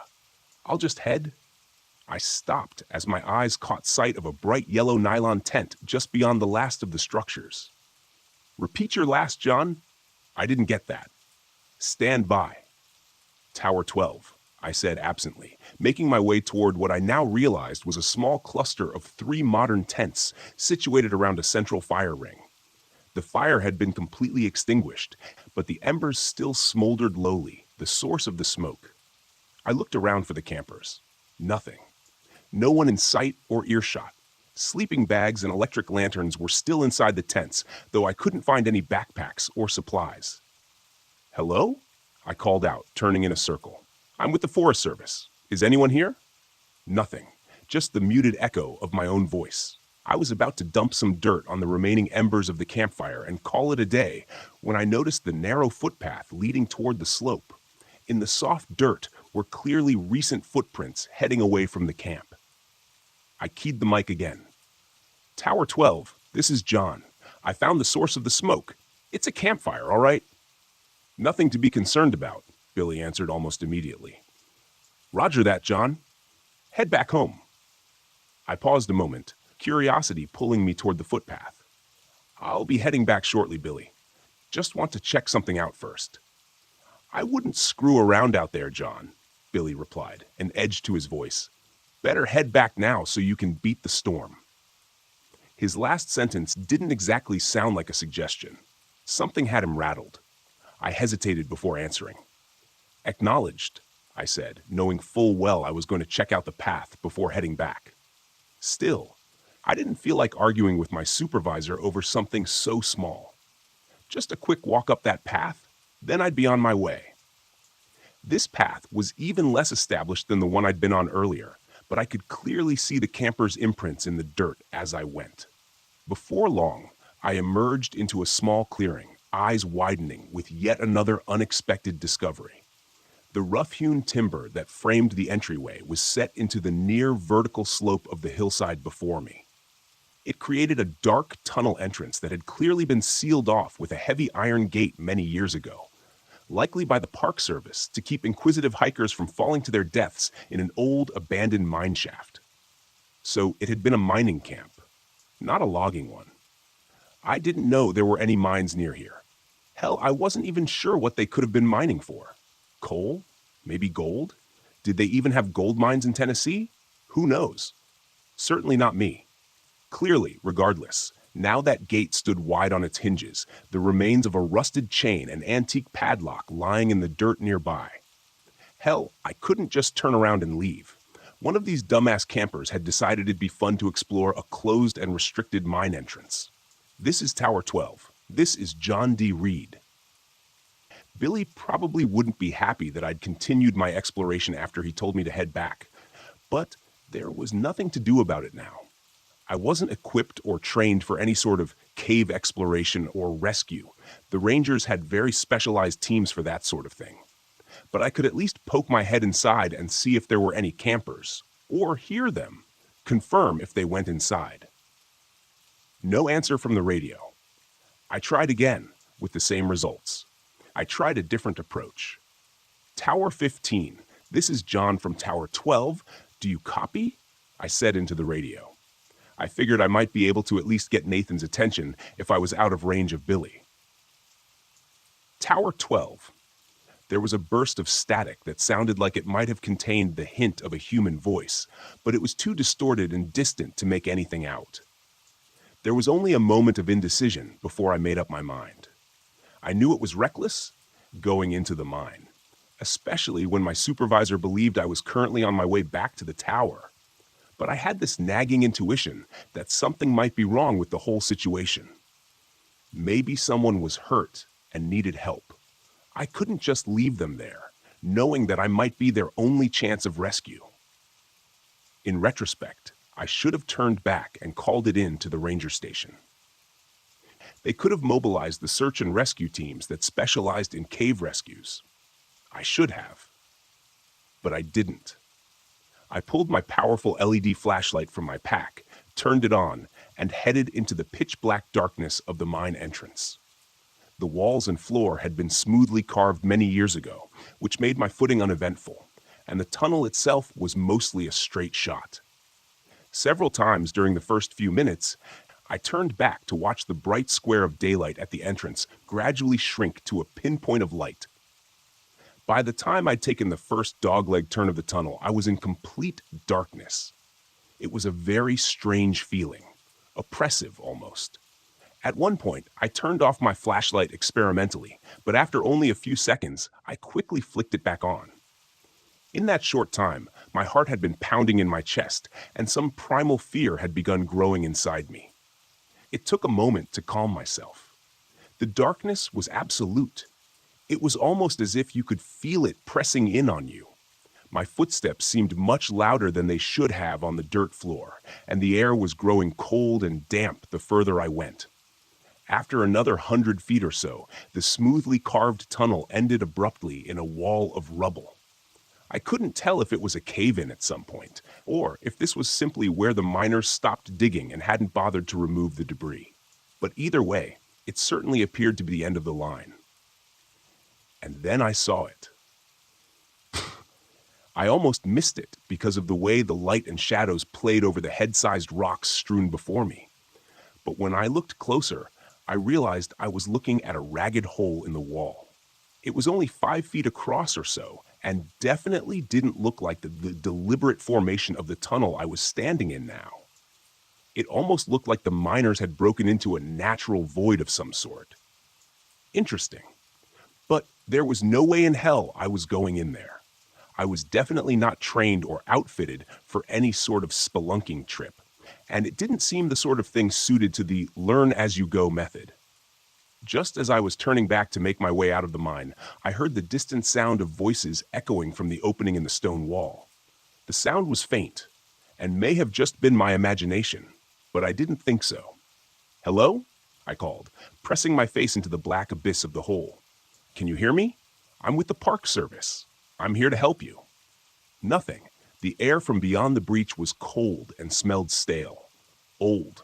Wrong. It felt as if I didn't belong here. None of us did. There was a long moment of unbroken silence, and then I heard a voice again, closer this time. "Did you hear that?" it said, presumably to a companion. It sounded like a young woman, nervous, uncertain. "Hello? Someone there?" That settled it for me. I carefully crawled through the opening into the space beyond. Shining my light around, I found myself in a small natural chamber, maybe 30 feet across, with an uneven ceiling of jagged rock that barely cleared my head. The first thing that caught my attention was the cracked lantern lying on the ground. It looked old, very old, maybe 100 years or more. A thick layer of grime and age covered its soot-blackened surface, and the glass was thick and uneven.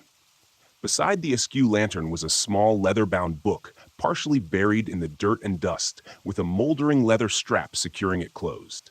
It looked like a journal. And without a thought, I tucked it into my backpack. Raising my light back up, scanning around the room. "Hello?" I called again. I didn't hear the voices anymore, but the narrow beam of my flashlight illuminated another tunnel in the far corner of this room, mired in darkness. "Can you hear me?" Once again, I got that feeling that something wasn't right.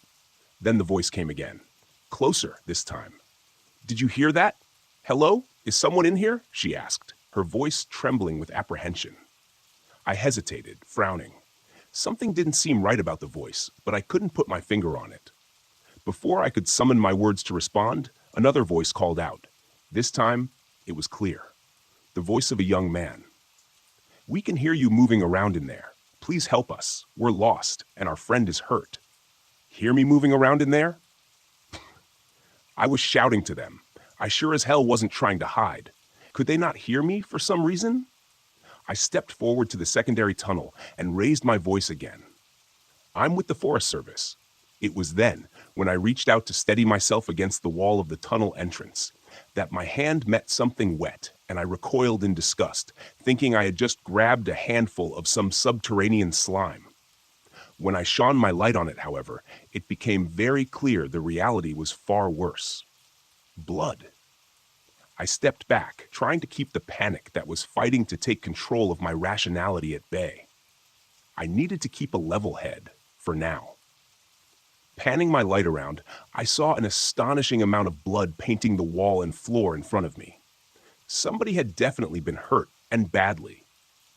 With blood loss like this, I wasn't sure I'd be able to stabilize them long enough to get rescue in here. What the hell happened here? And why did the hikers continue into the cave after one of them was injured this badly? Unless they lost their light and got turned around, there was no way for them to get lost. There hadn't been any branches to this tunnel since I first entered. All they had to do was turn around and walk until they saw daylight. The man's voice called again, colored with the unmistakable tinge of fear. "What the hell is that? Hurry up, Becky. Take my hand." He seemed to be getting closer. At least if I could guide them to my voice, maybe I could get them out of here. Get to higher ground. Radio for rescue evac. They had a helicopter permanently stationed at the main ranger station. It could be here in 20 minutes if I was able to reach them. The woman's voice came again, and this time I froze. "Did you hear that? Hello? Is someone in here?" All at once, it hit me. The indescribable unease I had been mostly successful in repressing now fought back with renewed vigor. I realized in that moment what I had missed previously. The woman had repeated herself, twice now. No change in her inflection, no variation in emotion or urgency. It was exactly the same, down to the syllable. It was like I was listening to a recording. "Did you hear that? Hello? Is someone in here?" repeated the male voice, now even closer. "Hurry up, Becky. Take my hand." Below the words, I could hear the stealthy sliding of something over rocks. It seemed like it wasn't too far beyond the tunnel entrance now, but I wasn't going to wait for it to emerge from the darkness. I didn't think that what I'd see emerge from the darkness would be a couple of college kids who'd had a rough time of it during a weekend camping trip. Allowing my panic to run free, I turned and threw myself through the cave breach and landed roughly on the flat stone floor of the mine shaft. Beyond skinning my hands to hell and banging my knee on a rock, scrambling my feet with a hiss of pain, I ran as fast as I could, not realizing until I finally burst into the waning light of the late afternoon that I had lost my rifle somewhere in that cave. It was darker than it was when I first entered the mine, and a quick glance to the sky showed the angry black thunderheads that had moved in, as promised, much faster than I had expected. I quickly swung the iron gate closed on screeching hinges and looped the chain between the bars as tightly as I could, securing it rather lamely with the hasp of a broken padlock. I stood there for a long moment, bent over with my hands on my knees, trying to catch my breath outside the mine entrance when I felt the first drops of the coming storm on the back of my neck. I straightened and looked through the bars of the gate into the ominous darkness beyond, realizing how ridiculous my barricade really was. It wouldn't do much good if something tried to get out, but at least it made me feel a little bit better. Until I heard the voice echoing from the mine shaft. Peh, getting closer. It was unmistakable. Uncanny. Hello, can you hear me? I'm with the Park Service. I'm here to help you. By the time dawn arrived the next morning, I had climbed down from my temporary shelter in the low boughs of the red cedar and tried to work out all the painful kinks from my stiff shoulders and neck. The night had not been kind to me, but I was alive, which is more than my fiercest mind expected after yesterday. The night had been harrowing. There was no better word to describe it. The rain hissed among the trees and stung exposed skin angrily, driven by the banshee wail of the wind rushing through the forest, accentuated by the chaotic flashing of lightning and the heart-stopping crack of thunder. Because of this relentless chaos, it's difficult to say with any certainty. But throughout the night, I thought I heard something large trying to move stealthily in the forest near my shelter. I say, trying, because it felt like whatever stalked through the underbrush was more at home in the unnatural, Stygian gloom of a cave than under the watchful eyes of nature. Of course, it could just as easily have been my imagination. In the first dim light of dawn, as it started to illuminate the sodden and dripping forest, I spent the better part of 20 minutes straining my eyes with every ounce of concentration as I scanned the gray woodlands around me. I was only 10 feet or so above the ground, but there was no way I was going to step foot from my hide until I was absolutely certain that I was alone. Once I was satisfied, I was alone for the moment. I climbed down to the muddy ground. I tried the radio several times through the night and into the morning, but wasn't able to get even a burst of static that might indicate someone trying to respond. A combination of the storm and interference from the trees worked against me. My first thought was to get back to my Jeep as quickly as possible and run every drop of gas out of its tank, trying to get as far away from this place as I could. When I checked the GPS to see how close I was to its marked position, however, I found the unit unresponsive, with a disastrous crack across the screen that seemed to mock my dismay, probably caused by my less than graceful scramble from that damned cave. A rifle, no radio, no GPS. Perfect. I still had a compass and the rising sun to guide me, though, and that was something. I was only a couple miles from my tower, which should have been somewhere due south of where I stood. I knew that once I got close, I should be able to either find the service road or the tower itself, so there wasn't much danger of getting myself lost, at least. It was a small comfort, but one I gladly took. I moved through the trees and undergrowth with more speed and recklessness than I probably should have. An ankle broken by an errant misstep would have been bad news. Still, even though I hadn't heard or seen anything of my late-night visitor, I couldn't help but feel I was being watched. Do you know that creeping sense of dread you feel when you've just turned off the lights in the basement and now have to climb the stairs back to the light of the doorway? Or when you're making your way from your car in a dark and lonely parking lot? The feeling that something is there, something much more suited to the dark than you are? It's that same feeling that pushed my footsteps almost to a jog as I traversed the uneven ground and storm-felled trees that tried to hinder my passage. For the next hour, I moved at this pace, aware of every rasping lungful of breath, knowing that I should pause and rest for a few minutes, as pushing myself to fatigue would only increase my chances of falling or hurting myself. I imagined myself lying in blinding pain next to an unseen chuck hole, clutching at a broken leg and watching as the sunlight began to dim with the onset of dusk, waiting for whatever hunted my trail to find me. What would happen? Would I even have time to look on its visage before it struck? Did those campers in the cave? A misstep and a stumble that nearly made this nightmare a self-fulfilled prophecy jarred me back to the present. Against all instinct, I forced my pace to slow, first to a trot, then to a walk, and then reluctantly, I stopped completely, trying to catch my breath while I scanned the dense woodland around me. Nothing. No. Not nothing. As my heart began to slow and my breathing returned to a more manageable cadence, I turned my gaze back in the direction I had been headed, and an unconscious smile found its way to my lips. The sun had risen high in the morning sky during my flight, and now I caught a flash of its reflection on the windows of my tower, not 200 yards directly ahead of me. I laughed aloud with relief, fully aware that this fear-tinted eruption was closer to the manic cackle of lunacy than anything else. I didn't care, though. My feet started forward on their own, quickly reaching a brisk pace. A few minutes later, I burst out of the trees into the maintained clearing surrounding my tower, feeling the full sunlight on my face for the first time since yesterday. Had it only been a day? It seemed like longer. I was so filled with relief that I didn't even register the fact that the forestry department Jeep sat parked near my fenced-in tower until I started entering the combination into the gate lock.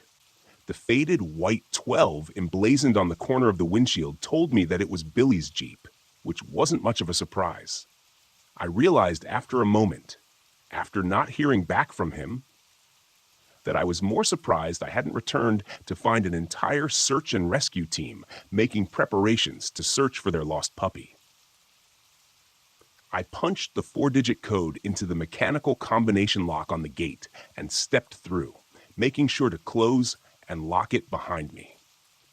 I stood there for a moment, staring through the tall chain-link fence at the dense tree line, wondering if something waited just out of sight in the shadows, staring back at me with hungry anticipation. I shook off the sudden chill as best as I could and made my way quickly to the staircase, taking the steps 2 at a time.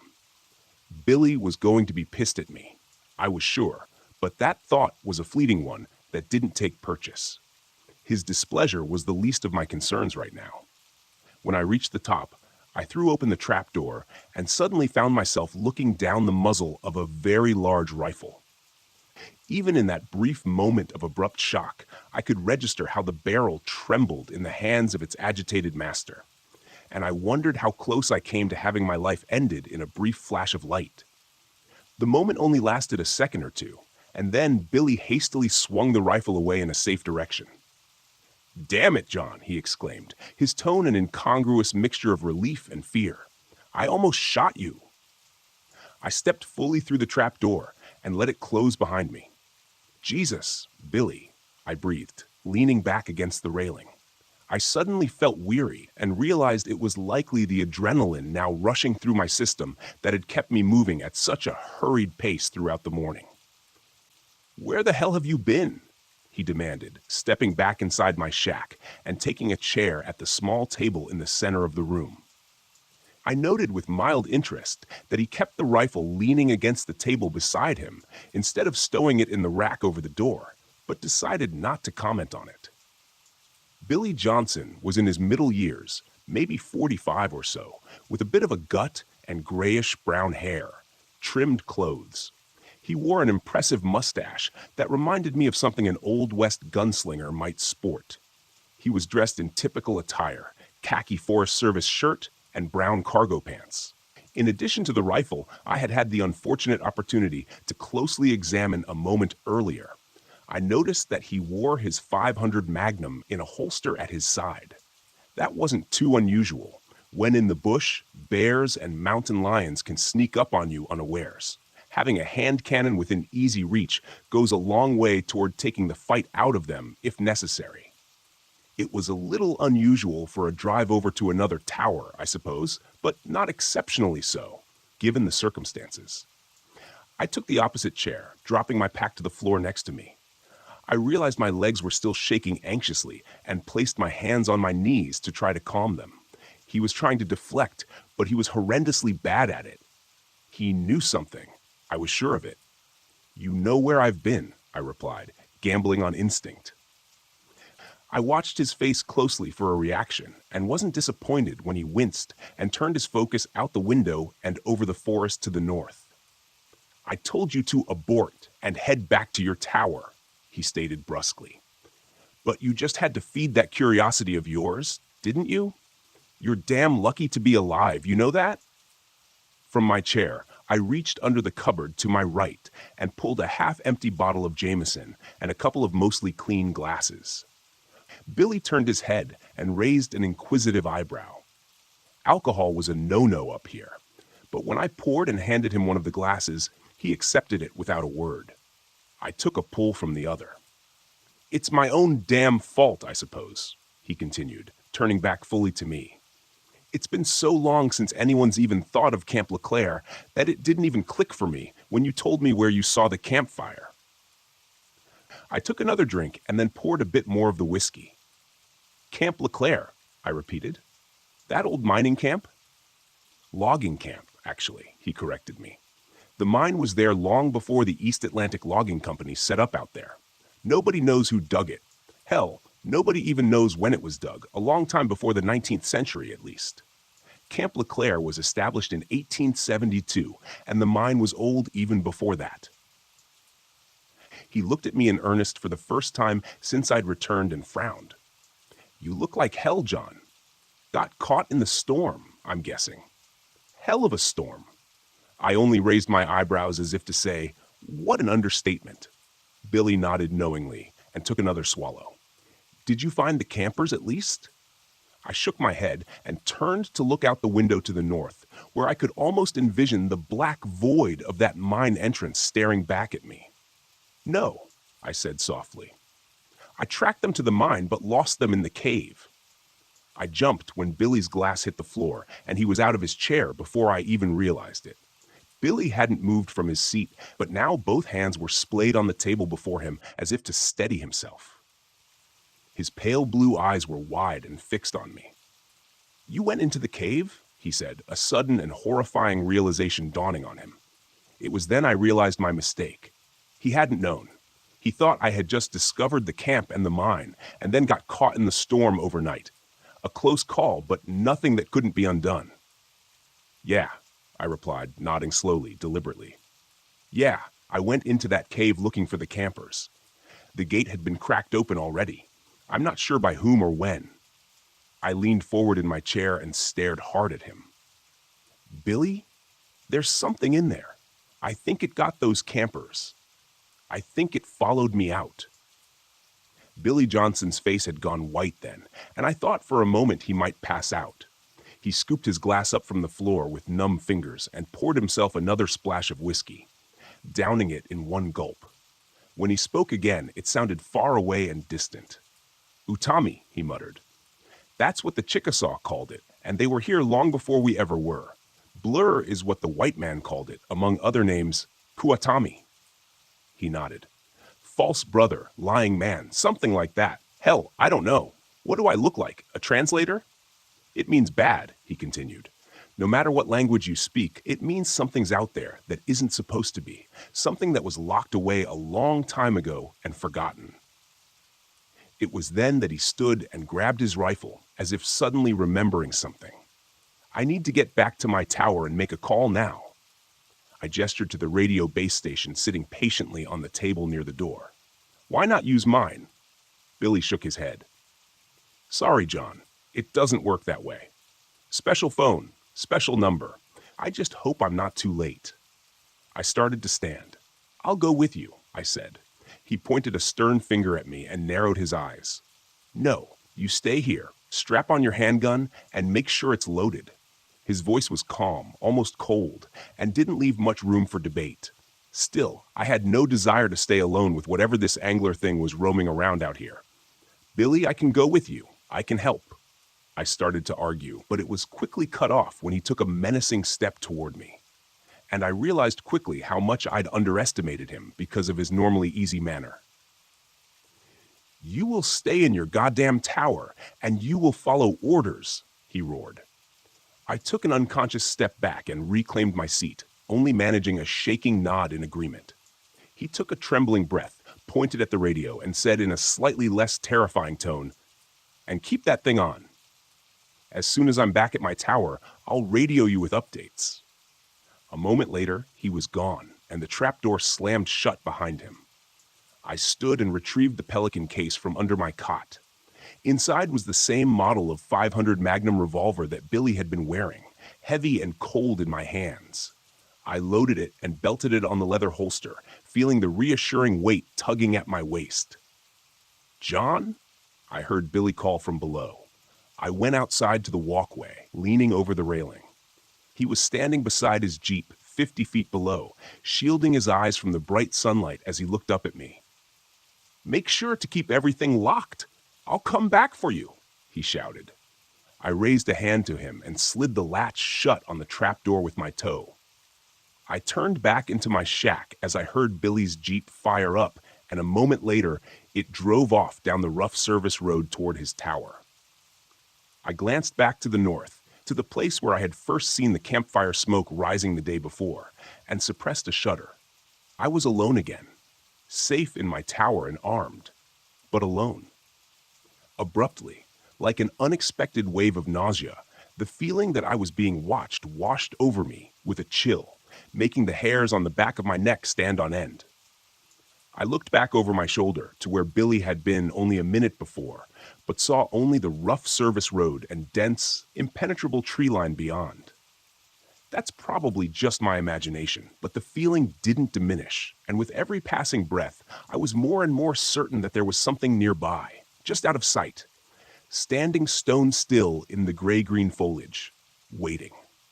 I stood there a long moment, eyes straining for any hint of movement or alien shape among the shadows. But if there was, my human eyes weren't sharp enough to pick it out. I stepped back through the open doorway of my shack and dropped down into the chair again, my eyes catching the bottle of whiskey before me. I was tempted to pour another drink to help settle my nerves, but I could already feel the tickle of a buzz at the edges of my mind from what I'd already drunk, and quickly decided that was the last thing I needed for my reflexes and awareness to be dulled right now. I'd made more than one poor decision in the last 24 hours, and I didn't think adding another to the pile was such a great idea. Grabbing the bottle, I screwed the cap back on and reached to return it to the sparse cover to my right. As I did so, my boot caught my pack, knocking it over. Without a thought, I reached down to move it out of the way, and then remembered the old weather journal tucked inside the front pocket, the one I'd found in the cave. I reached into the unzipped front pocket.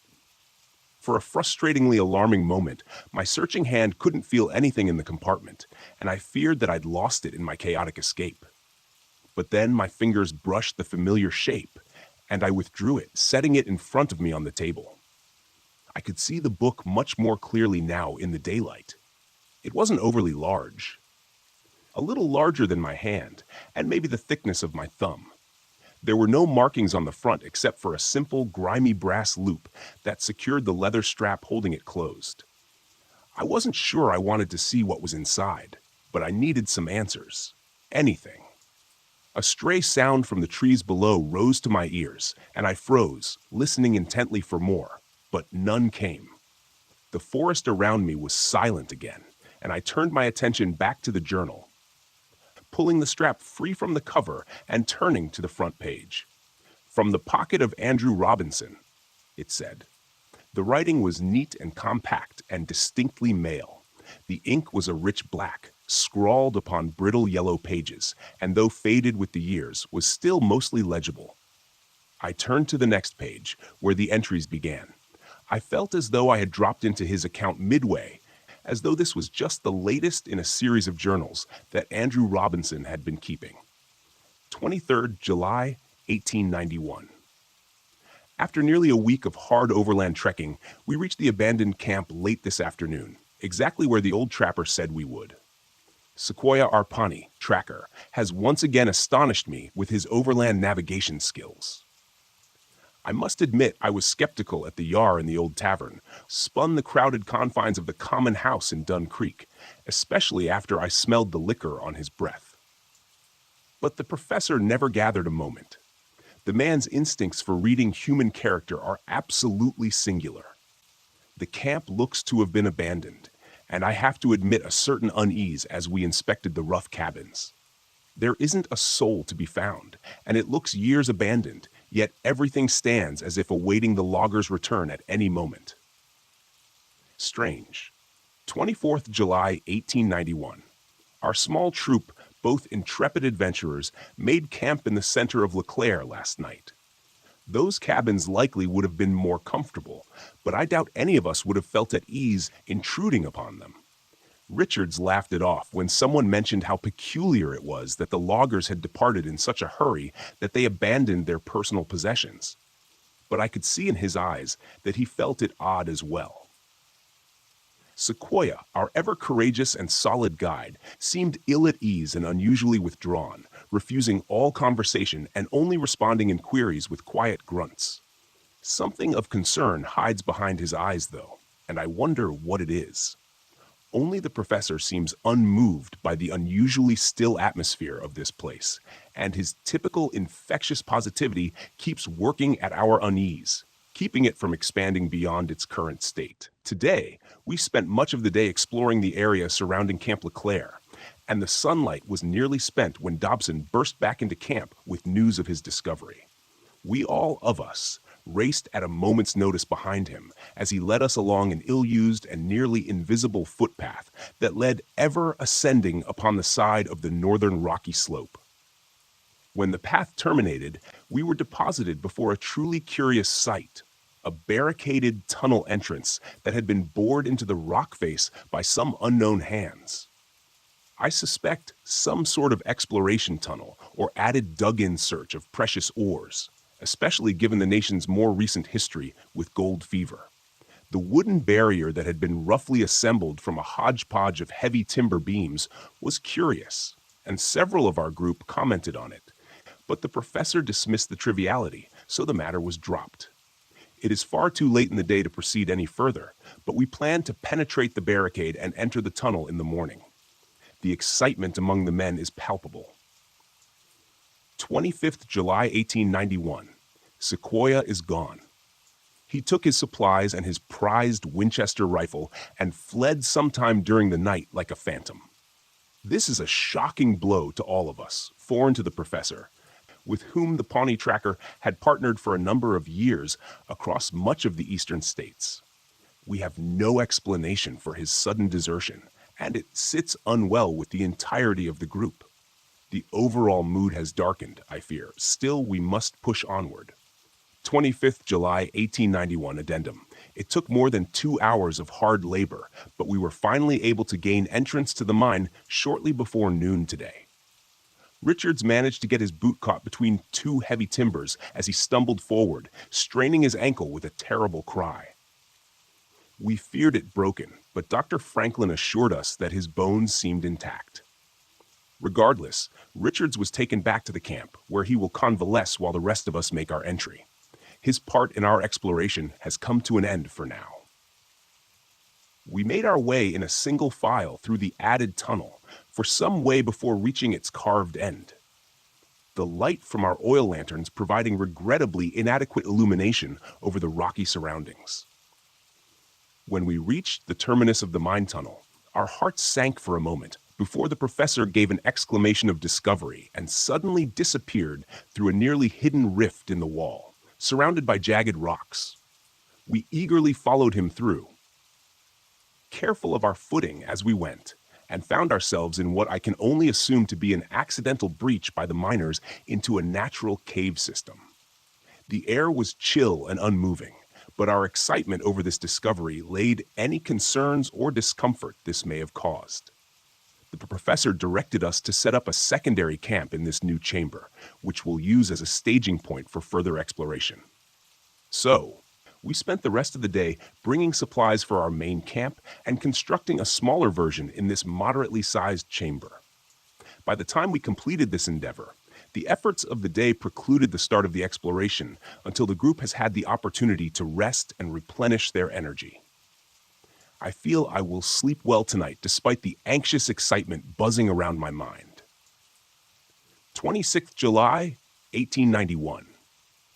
Another shock. When we woke this morning, O'Connor is gone. The Irishman, who has ever been reliable and constant as the North Star, was assigned first watch last night. There is no trace of him, and no indication that he took any provisions or even his personal rucksack with him.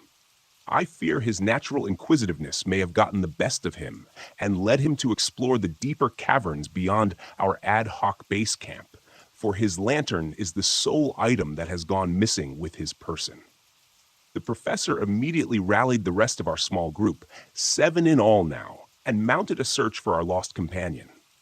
I tried to caution him against rushing into action, but he was not to be deterred.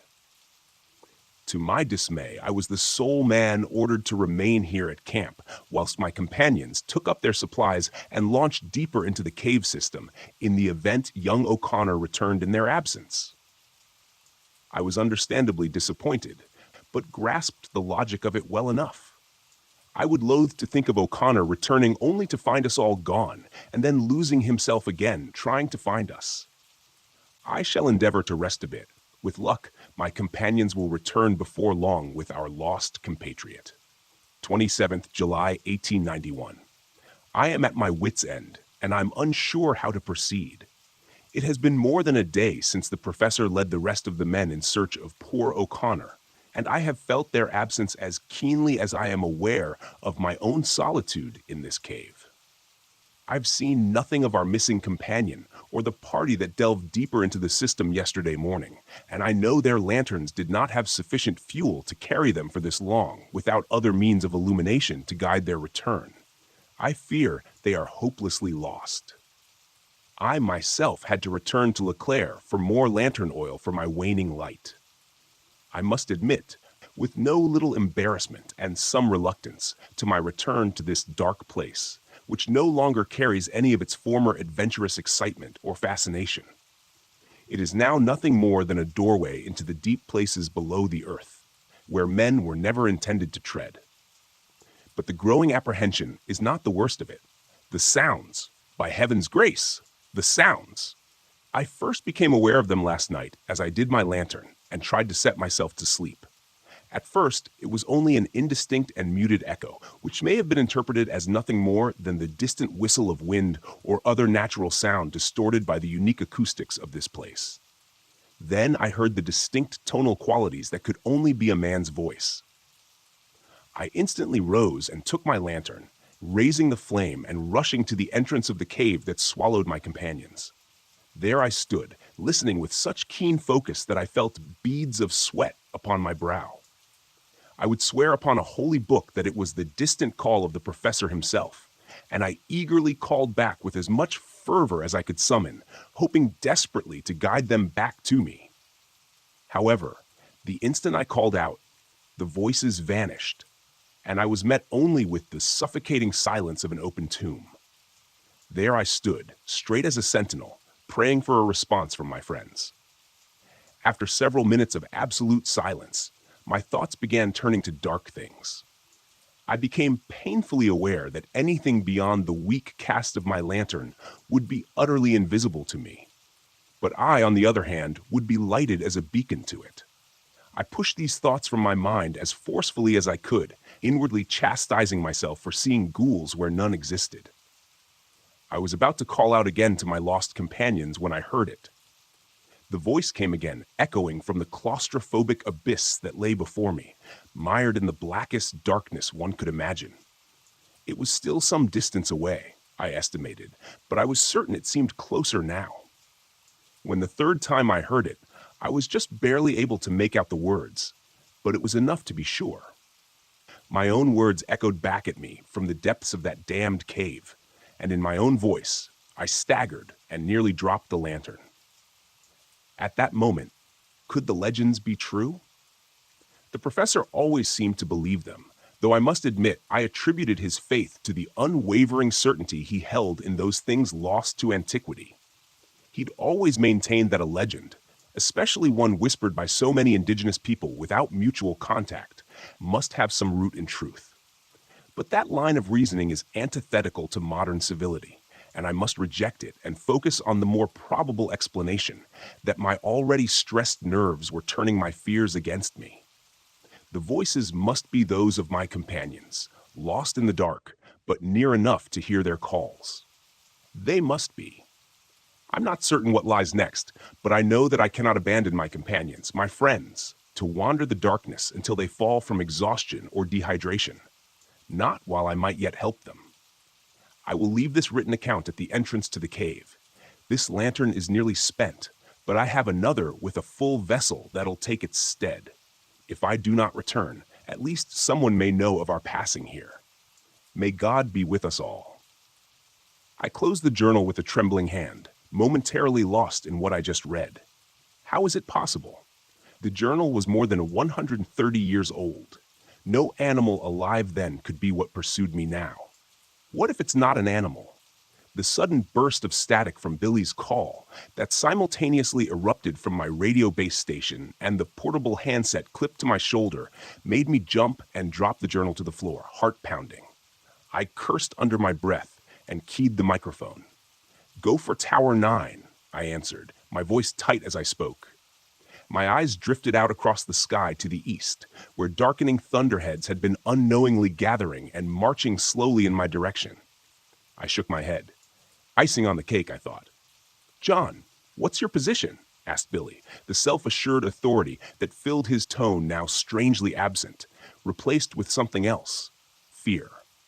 I frowned a moment at the question before answering. "What do you think, Billy? I'm in my tower, just like you told me." A strange pause before he spoke again. "John, this isn't some sort of joke, right? You're not outside my tower?" I was growing more agitated by the moment. What sort of question was that? I had no jeep. There was no way I could have made it to his tower in such a short amount of time, even if I'd wanted to. "No, Billy," I answered with more force than I intended. "I'm not outside your tower." I stopped mid-sentence, a horrified realization sweeping over me. In that moment, I tried to speak, but my mouth had gone dry. "Billy," it was all I could muster. The radio was silent as my eyes slowly drifted to the west, where I could just make out the small, lonely shape of Tower 12. Barely visible over the darkening blanket of green, was that a gunshot?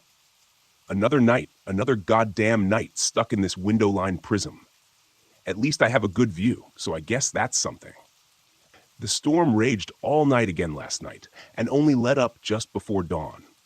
At one point, the winds were gusting hard enough to rock the tower, which was a bit disconcerting to say the least. As I stand out on the wet catwalk around my shack, I see that the clouds haven't let us go just yet, and look every bit as pissed off as they did yesterday afternoon. It seems like the last dry season has come to an end, which is good since I've been slacking a bit on my fire-watching duties over the last couple of days. Gallows humor, right? Due to that, or I'm sitting in the corner in a fetal position crying. I've been told by my ex-fiancée that I'm not an attractive crier. I haven't heard Pete from Billy since his last terrifying broadcast to me yesterday. I tried to reach him several times since then, but no dice. I've also tried reaching Nathan and the ranger station, but all I get is static, even from my base radio set. When I first started here, I remember Billy telling me during my brief orientation that the radio should be able to reach out 50 miles or more, so I'm not sure what's going on with them. Update. I just took a quick look at the base station and found that the cable leading up to the antenna on the roof of the shack is now just a dangly thing swaying in the breeze. The storm must have decided it needed the antenna more than I did because it's gone. I can see where the screws were torn out of the wooden mast. And before you say anything about whatever this thing is that's been stalking around and deciding to sabotage my radio, I should probably tell you that the wooden antenna mast looks like it's been around for a long time. The wood was probably dry rotted to begin with, and now that it's soaked, it's crumbled away into little wet brown bits as soon as I probed it with my fingers. Speaking of whatever this Kwatami or angler thing is, and I'm just going to call it a mimic, I think I haven't heard anything weird since yesterday. I'm assuming it's still over there somewhere, but I don't think it's nearby. If it's still anywhere around here, it's probably somewhere over near Tower 12, or at least that's what makes the most sense to me anyways. Which brings me to my shiny new lunatic idea. My Jeep. It can't be more than a mile down the northern track, still sitting there in front of that fallen pine. I could probably get to it in less than an hour, even with this wet and muddy ground. It had almost a full tank of gas, and I'm pretty sure I could outrun this mimic thing in it if I could get a straight shot down the service road. I definitely don't relish the idea, mind you. Every instinct is screaming at me to sit my butt right down where I am in this tower, and I know the ranger station will start getting a little antsy when Billy doesn't check in after a few days, but I'm also thinking they may extend it out a day or two in light of the foul weather. Maybe 5 days out in the wilderness, and then I'll have a ranger truck parked outside my tower. The question is, what they'll find when they get here. See, I've been thinking about it. Billy definitely knew more about this thing than I do. Certainly enough to not open the door when he heard it outside, pretending to be a Girl Scout selling cookies. That makes me think that maybe the fence and the trapdoor might not be enough to stop it if it really wants in. As pants shittingly terrified as the prospect of leaving the tower and making for the Jeep is, sitting here cornered in my window-lined shack, just waiting for it to show up in the middle of the night, is worse. At least I have a chance out there. I still have the Magnum. It's been holstered to my belt since yesterday. They don't issue pea shooters for bear protection out here. This thing is the most powerful handgun in mass production. It'll put down anything in North America as long as you can hit it right. Any normal animal, anyways. Who knows what this thing is capable of? Still, it does provide a level of comfort and gives me some confidence that my plan may work. It's on my side for now. I'm going to try to eat a granola bar to put something in my churning stomach and try to build a little energy. I don't think I've eaten anything since yesterday. After that, I'm grabbing my pack and heading out. Wish me luck. I left my tower shortly after 10 a.m., and let me tell you, those were some of the most difficult first steps I've ever taken in my life. Stepping out through the chain link fence into that open space beyond my small compound felt like I was stepping off the roof of a skyscraper. When I closed the gate behind me, I stood there motionless. Must have been 5 minutes, frozen in place with my hand clenching the grip of my revolver that's holstered at my belt. Even with all the stress and anxiety swirling around in my head, I was amazed at how keen my senses seemed in that moment. I felt like I could hear every rustle of leaves and smell every damp patch of moss in the thousands of acres of wilderness surrounding me. In that moment, I felt very small, very insignificant, trivial. When my chest began to ache, I realized that I'd been holding my breath in subconsciously, afraid to make even the smallest sound.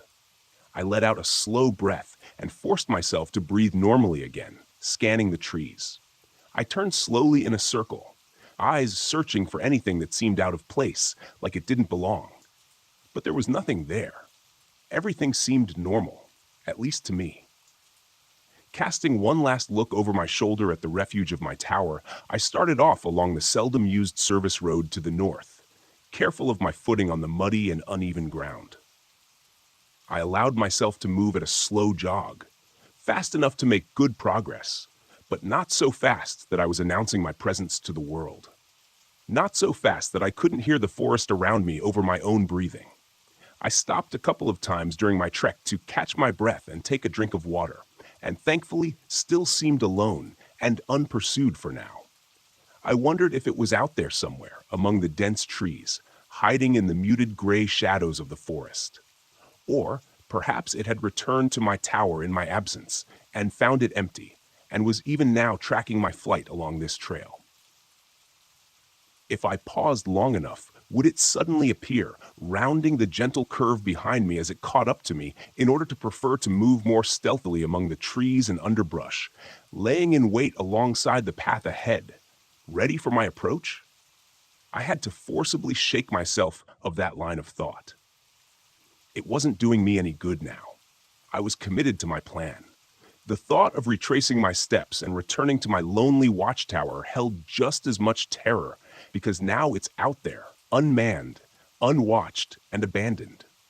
For all I know, the mimic could be there at this very moment, ransacking my shack. I definitely didn't want to walk in on that little scene. I can promise you that much. I ended up making surprisingly good time on that northern path. It was only about 30 minutes before I saw the dim shape of my Jeep waiting dutifully in the middle of the path ahead. The matte tan paint job and black cloth roof stood out remarkably well against the muted greens and browns of the surrounding forest. Urging my pace to quicken, I covered the last 100 yards before I even realized it and found myself standing at the door, hand on the handle. I paused. A chill ran down my spine, inciting an unbidden shiver, and I realized then how quiet the forest around me was. I wasn't sure how long it had been this way. I felt that something was out of place, and so did the native fauna. On any given day, the trees were alive with the sounds of wildlife. Squirrels and chipmunks chittered, insects buzzed, and 1,000 varieties of birds called and sang from the treetops. Not now, though. Now it was as if they had all left. It felt very alone in that moment, only not quite alone. Somewhere out there, in that sea of trees, something stalked, something that didn't belong in the light of day, something that didn't belong under the watchful eyes of Mother Nature. I was pretty sure she wouldn't have let something like the mimic evolve had it not been hidden in its underground realm. The door of the Jeep was thankfully quiet as I depressed the latch and swung it open. If this had been a horror movie, I'm sure an ear-splitting screech would have erupted from its hinges. But in real life, we tend to take care of these vehicles pretty well. In the best of times, they are the only convenient transportation for 20 miles or more. In times like this, though, it was likely the only thing that would save my sorry ass. I jumped in and pulled the door shut behind me with a dull thunk, subconsciously locking it. I almost laughed when I did that. The entire top of the Jeep was nothing more than canvas and plastic windows. A feisty hamster could probably have penetrated my little haven, and I doubt the mimic would even think twice about it. The Jeep fired up immediately when I turned the key in the ignition, and I threw it in reverse for the most ungraceful 14-point turn you've ever seen on the narrow and muddy service road. Once I got it turned around, I didn't waste any time directing it the way I'd come. The service road was really little more than an uneven and ill-maintained dirt trail, and was only ever used infrequently by the rangers and lookouts. As I'd previously mentioned, it was a rough ride, even for the heavy suspension of my trusty steed, so I had to keep it at a reasonable speed. The very last thing I needed was to snap an axle or bounce myself right off the road and into the trees. Considering the condition of the trail, with the fact that it constantly wound and curved as it progressed, it meant that even my best speed wasn't much faster than I could run on foot. That's okay. Once I got past my tower, the service road was generally better maintained and followed a more or less straight path. I'd be able to build some decent speed there and be out of the wilderness and standing at the ranger station in an hour or so. The abrupt appearance of my tower caused me to feather off the gas as I rounded the last curve from the northern track. I slowed to a crawl and squinted through the now dirty windshield. From here, everything looked exactly like I had left it. The gate still stood closed, and looking up, I could see the trapdoor also appeared shut. Maybe this thing hadn't returned. Hell, maybe this thing wasn't ever going to return. For all I knew, I was headed in the opposite direction. It's not like looking at a GPS on it or anything. It was at that moment that I nearly pissed myself when the radio, still clipped to my belt, squawked, and I heard probably the last thing I had ever expected to hear. "John, are you there?" The signal was pretty clear, but his voice sounded weak, strained. I almost didn't respond. I was frozen in indecision, clouding my mind. I didn't know what I could trust to be true, but I doubted that this mimic had read the radio manual and learned how to operate the handset. I snatched the handset from my shoulder and keyed the mic. "Billy? Holy? Is that you?" He answered me right away, and I thought I could hear relief in his tone, buried under his pained words. "John? Thank God. I was afraid you were gone." My eyes drifted to the trail leading past my tower toward the ranger station, toward safety. Another 5 minutes, and I would have been there. I got to my Jeep, and I was just about to haul ass for the ranger station when I replied, "What's your status?" There was a moment of silence, and I wondered briefly if he hadn't even heard me. But then he answered, "I'm not doing too hot, John. I'm in my tower, but that thing hurt me. I've lost a lot of blood, and I've been drifting in and out. I've patched myself up as best as I could. I stopped the bleeding for my leg." He frowned and closed his eyes for a moment, asking a question I was pretty sure I knew the answer to. "Are you able to get back to your Jeep?" I thought I heard a coughing bark of laughter before he answered. "I don't think so. Pretty banged up, man. What happened?" "Billy, son of a... It got into my tower, managed to get a shot off, but not before it got a jump on me. I took off before it did me in, so I think I hit it. I don't know where it is now, though. My tower is wide open, and it hasn't come back, so maybe it's dead." I doubted that. Things never work out that simply. "Are you stable, Billy? Can you be moved?" Another silence, and then he said, "I know what you're thinking, John. Just turn your Jeep around and haul ass to the ranger station. That's an order." I dropped my forehead to the steering wheel, closing my eyes and cursing. It would have been easier if Billy hadn't radioed me. I know it's selfish. I know I'm an idiot for even thinking it, but I could have been blissfully out of range if he'd only waited for 10 more minutes. Still, I put the throttle down and got the hell out of there. I could still race for the ranger station, have them mobilize a chopper to come back for Billy. But they were at least an hour away. Factor in the spin-up time for the helicopter, and you're talking more like an hour and a half before anyone gets to him. It didn't sound good. Something told me it was unlikely he'd last that amount of time. I could still turn left. I'd likely live. But could I live with myself knowing that I left Billy to die alone in his tower? What if our situations had been reversed? Sure, I might be saying the same words he was saying now, but in my heart, I'd be pleading for that voice on the radio to help me. I couldn't imagine being in his position, lying there, hurt, bleeding out, knowing that his safe haven was wide open and that thing was out there somewhere. Look, I know what you're going to say. I know what you're probably saying already. Don't be a dumbass. This is exactly why everyone dies in a horror movie. I get it, believe me. I get it. But this wasn't a movie. My friend was lying there, dying in his shack. If I could get to him and get him into the Jeep, we could both get out of there, leaving this twisted nightmare behind us. Billy, I'm headed your way. Get ready, because we're going to wrestle you down the stairs and into my Jeep as quickly as we can, I said, cranking the wheel to the right and taking the western trail with more speed than I should have. John, I gave you an order. Get out of here now. Despite the situation, I managed to start a grin as my rig bucked and bounced over the uneven trail. Billy, I'd like to take this opportunity to officially tender my resignation from the Fire Watch. Now shut your mouth and conserve your strength. I'll be there in 15 minutes. 15 minutes. Trying to be a pretty good guess, and before long, I skidded to a halt outside Tower 12, next to Billy's ride. I opened the door and stepped out into the quiet air, my handgun coming from its holster and held before me like some sort of shield. I took a quick moment to let my eyes roam over the surrounding woodlands for any sign of movement, before quickly jogging around my Jeep and toward the compound's entrance. I passed through an open doorway, taking note of the heavy chain-link gate that was lying twisted 15 feet inside the fence. Another dozen paces, and I was at the base of the stairs, craning my neck to make sure nothing was awaiting me above. I kept the mic on my shoulder and said in a low voice, "Billy, I'm outside your tower right now, heading up. For Christ's sake, don't shoot me." I turned the volume on the speaker down just in time for his response. "Damn it, John. I told you to leave."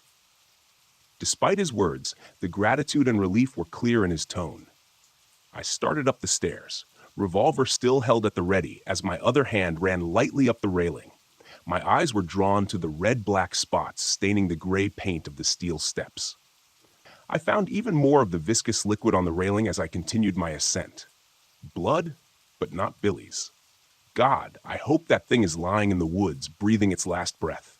He definitely hit it, but I had no way of telling how seriously it was hurt. In a human, red blood indicated an arterial bleed, which was typically a fairly significant injury. With this thing, who knew what black-red meant? I climbed the rest of the stairs around the tower and stopped just below the open trapdoor. "Billy?" I called cautiously. A pause, then came his reply, shaky and with a wheezing sound I didn't like at all. "How do I know it's you? Say something I couldn't have heard you say before." "I have always admired and respected you," I answered without hesitation. He said under his breath, "Come on up." I took another couple of steps, cautiously poking my head through the trapdoor. Billy was sitting upright, more or less, resting his back against the doorframe of his shack and aiming his own handgun generally in my direction. As soon as he saw my face, he dropped his hand to the side, the stainless steel barrel clanging against the metal walkway. As I stepped fully through the trapdoor, I noticed two things immediately. Firstly, there was a significant amount of that black-red goo splattered around. Secondly, I realized how badly injured Billy was. His face had gone gray with a sickly paleness, and his breaths came in ragged hitches. Blood-soaked bandages wrapped both forearms, and his face was covered in a crimson rag taped haphazardly down. His entire khaki park shirt was painted in a hellish tie-dye of shades of red, but it was his leg that worried me the most. A tourniquet had been tied around his thigh, and he was groaning, but the pants leg was a cherry red below that, glistening in the late morning light. "Jesus, Billy," I exclaimed, holstering my gun and rushing to his side. He waved me off, saying, "All beside me. I know it looks bad. Save it for later. Let's get out of here before that thing decides to come back for another round." I nodded and stood again, taking a quick glance past him into his shack. A twin of my own tower, normally Billy's looked like a war zone now. His table and desk had both been overturned and smashed, along with his base-set radio on the floor. On the floor nearby was a satellite phone, its antenna and display obviously smashed during the attack. Lifting his arm over my head, I helped him to his feet. He grimaced in pain, but threw his remaining strength in with mine, and we began the precarious descent through the trapdoor. "Did you at least get to make your phone call?" I asked him as we took the steps carefully and agonizingly slow. He shook his head. "Got here just as I was getting ready to. Excusing your voice, telling me that you were from the Park Service and you were here to help." He looked at me with a shaking astonishment. "Sounded just like you, John." I looked over the catwalk, railing down at it. He winced again as we stumbled on a step. "Almost there, John," he continued. "Well, yeah, I've never seen anything like it." I shook my head as we reached the bottom step and moved onto the rain-soaked ground. I grunted with exertion. "Save it, Billy. We've got a long ride ahead of us. Plenty of time for that later." He just nodded as I maneuvered him and ran to the passenger side of the Jeep and helped him climb in.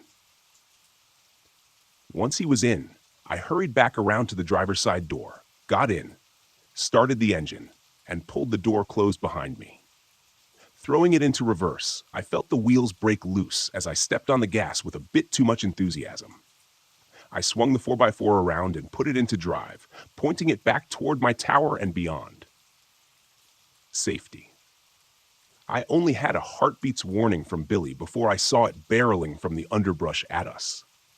It threw itself, a great mass, crashing into the side of the Jeep, and Billy scrambled to get away from it, damn near climbing over the center console in the process and knocking my hands off the wheel. In a panic, the Jeep swung wildly left, and I stomped down on the brakes to avoid slamming into the trees. One of the front wheels dipped off the road, and the steel bumper crashed through a small cluster of oak saplings, halting us abruptly. The engine stalled, and everything went silent in that moment as we froze. My breath hitched in my lungs, and my eyes widened in shock as I laid eyes upon the abomination for the first time. My first impression was that it was much larger than I had thought, but the nightmare visage before me eclipsed such a pedestrian observation. The thing stood in the middle of the trail, still shaking its head as if trying to recover its senses after the collision with a 2-ton vehicle. It looked vaguely humanoid in a sense, but it walked on 4 limbs, clearly proportioned to such a task. It was hairless, and its mottled pink-gray skin stretched taut over muscles, bones, and odd, unidentifiable bulges. The limbs seemed to have joints that bent in all the wrong directions and ended in what had been claws, but instead of the distinctive keratin-composed sharp nails that seemed so familiar in the natural world, these seemed to be extensions of the creature's skeletal structure, protruding painfully through its veiny, translucent hide. The worst of all was the bulbous and disproportionately large head, topped with an oddly gaunt-appearing neck. It was oblong and reminded me of the shape of a feline skull. Its mouth seemed a jagged tear across its face, with ill-fitting and chaotically positioned teeth that didn't seem to allow the mouth to close properly. I couldn't see any eyes, but where they should have been, instead, there were 2 bulbous and cyst-like organs, seemingly bulging and flattening in a slow rhythm as if bladders were filling with air or liquid. I reeled back in revulsion as it turned its sightless head in our direction, searchingly. Flaps of skin on either side of its malformed snout opened slowly, like some obscene blossom composed of milky gray bat wings, and I had the sense that it was using them to try to somehow locate us. It was then I saw where Billy's shot had struck the creature in the face. One of the snout flaps was nearly completely severed, hanging limply in contrast to its sibling. A gouge furrowed by the bullet's travel creased along the right side of the thing's head, piercing and ravaging the bulbous organ on that side and leaving it a deflated sac. When it turned its head further in our direction, I could see clearly where it had bled significantly from the shot, but I was horrified to see that the wound had already sealed itself, leaving a shiny silver scar to mark the incident. "I knew I hit you, you bastard," Billy whispered, half to himself. The mimic stopped its motion, and we watched as the uninjured bladder on its head expanded like a half-filled party balloon. It dipped its head a bit, and we saw 2 membranous slits in the top of its skull dilate. A moment later, the twisted sound of a human voice assaulted our ears. "I know you're out there." The voice was unmistakably Billy's, but it was distorted and wrong. I thought that the wound from his gunshot probably had something to do with that. The thing raised its head again, turning a bit more in our direction. It took a few experimental steps forward, then paused and lowered its head. This time, we heard what sounded like the painful roar of a beast, almost perfectly replicated, except for that same distortion we had heard previously. "Killed a bear." I held my breath as we watched it again raise its head and take a few more contemplative steps in our direction, slowly swinging its grotesque snout back and forth. I could see how the flaps of skin that were flared open, where its nose should have been twitched minutely back and forth, and I felt like it was using them to listen for us. "Knows we're here somewhere, but he can't see us," whispered Billy, leaning close. "But if it gets close enough, I'm thinking we're done for." I looked over at Billy and realized that there was no way he'd be able to make a run for it in his condition. From the look of the thing growing ever closer to where we cowered in our Jeep, I thought it was likely we didn't have much time before it got close enough to hear our breathing, our heartbeats, or whatever, even inside the 4x4, and when that happened, I knew what would come next. Billy closed his eyes for a moment and turned to me. There was something in his eyes then, sort of acceptance. So he didn't like it one bit, "Get ready with the cannon," he whispered. "Only gonna get one chance at this." "What are you talking about?" I asked. A moment later, I had my answer. Billy took a deep breath and mustered every bit of strength to fling the door open and stagger out of the Jeep. "I'm right here," he shouted, limping weakly across the road from the Jeep. The mimic whipped its head in his direction instantly, but tilted its head to the side, seemingly momentarily puzzled at this unexpected turn of events. Billy held his own magnum in his hand, but it was too weak to raise it towards the beast. Still, he pulled the trigger, and a resounding boom seemed to shake the air. The mimic flinched at the defining sound of the gunshot, the flap of membrane at its snout snapping shut protectively.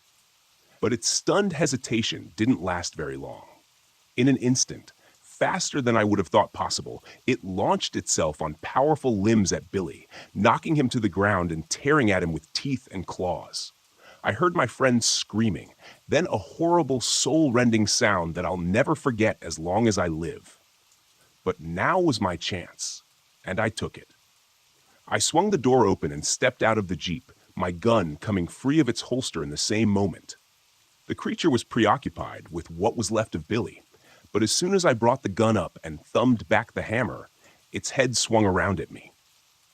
It crouched like a compressed spring, preparing to launch, but I was quicker. The report of the gunshot was incredible, and the recoil from the powerful round rocked my wrist back painfully. The beast staggered, and I saw a burst of blood and tissue explode from a wound where its shoulder met its neck. It howled an otherworldly cry, sounding like a bedlam mixture of man and beast. But though the wound seemed terrible, it tried once again to throw itself at me. I was set on my course, though, and took step after step toward the creature, pulling the trigger again and again until the gun ran dry. All I was left with was the clicking of the hammer and a high-pitched ringing in my ears. The acrid smell of gunpowder stung my nose, and by the time I finally stopped, I found myself within only a few feet of the horrific thing. 6 blackened holes stippled the neck and torso of the creature where the bullets had entered, and I knew that the destruction of their exits on the opposite side would be far worse. The mimic lay sprawled across the ruined body of Billy Johnson, its weight crushing whatever had been left of my friend. Black-red blood spread out from beneath the thing's bulk like an oil spill across a smooth floor. I noted with some muted surprise that the creature still twitched and slowly flexed its powerful muscles, and a wheezing sound was quietly emanating from the slits on the top of its skull. I holstered my empty handgun and scanned around the ground for what I knew was there. A moment later, I spotted it. Billy's own magnum, lying half buried in the muck where it had been torn from its grip under the weight of the monster. I snatched it up and shook it clear of most of the mud and grass. Opening the cylinder, I saw that only one unfired round remained. That was enough, though. I approached the horror before me without apprehension or pause, my eyes focused on this thing that had caused so much pain and terror. I thumbed the hammer back and placed the muzzle against the mimic's head, which still convulsed with some small remaining life. I didn't know if it would be able to heal from the wounds I had already inflicted. Logic told me it was unlikely, but the silvery scar I'd seen from Billy's previous encounter caused me to question everything I thought was possible. I felt the tremors from the creature vibrate through the gun as the barrel rested against its skull, right between where its eyes should have been. I tensed my finger on the cold steel of the trigger, and the crack of the gunshot echoed throughout the forest. It was done. But even as I walked back numbly to the Jeep and restarted the engine, I wondered if that was true. I thought back to the journal I'd read, written more than 130 years before, and how it alluded to the tales of this creature going back long before then. As I drove the Jeep along the rough and winding service road, I wondered at the possibility that what we encountered was the only one of its kind. That the same beast had somehow terrorized cultures separated from each other by great time and distance, spawning the legends that the author of the journal and his companions pursued. It didn't seem likely. And now the door was open.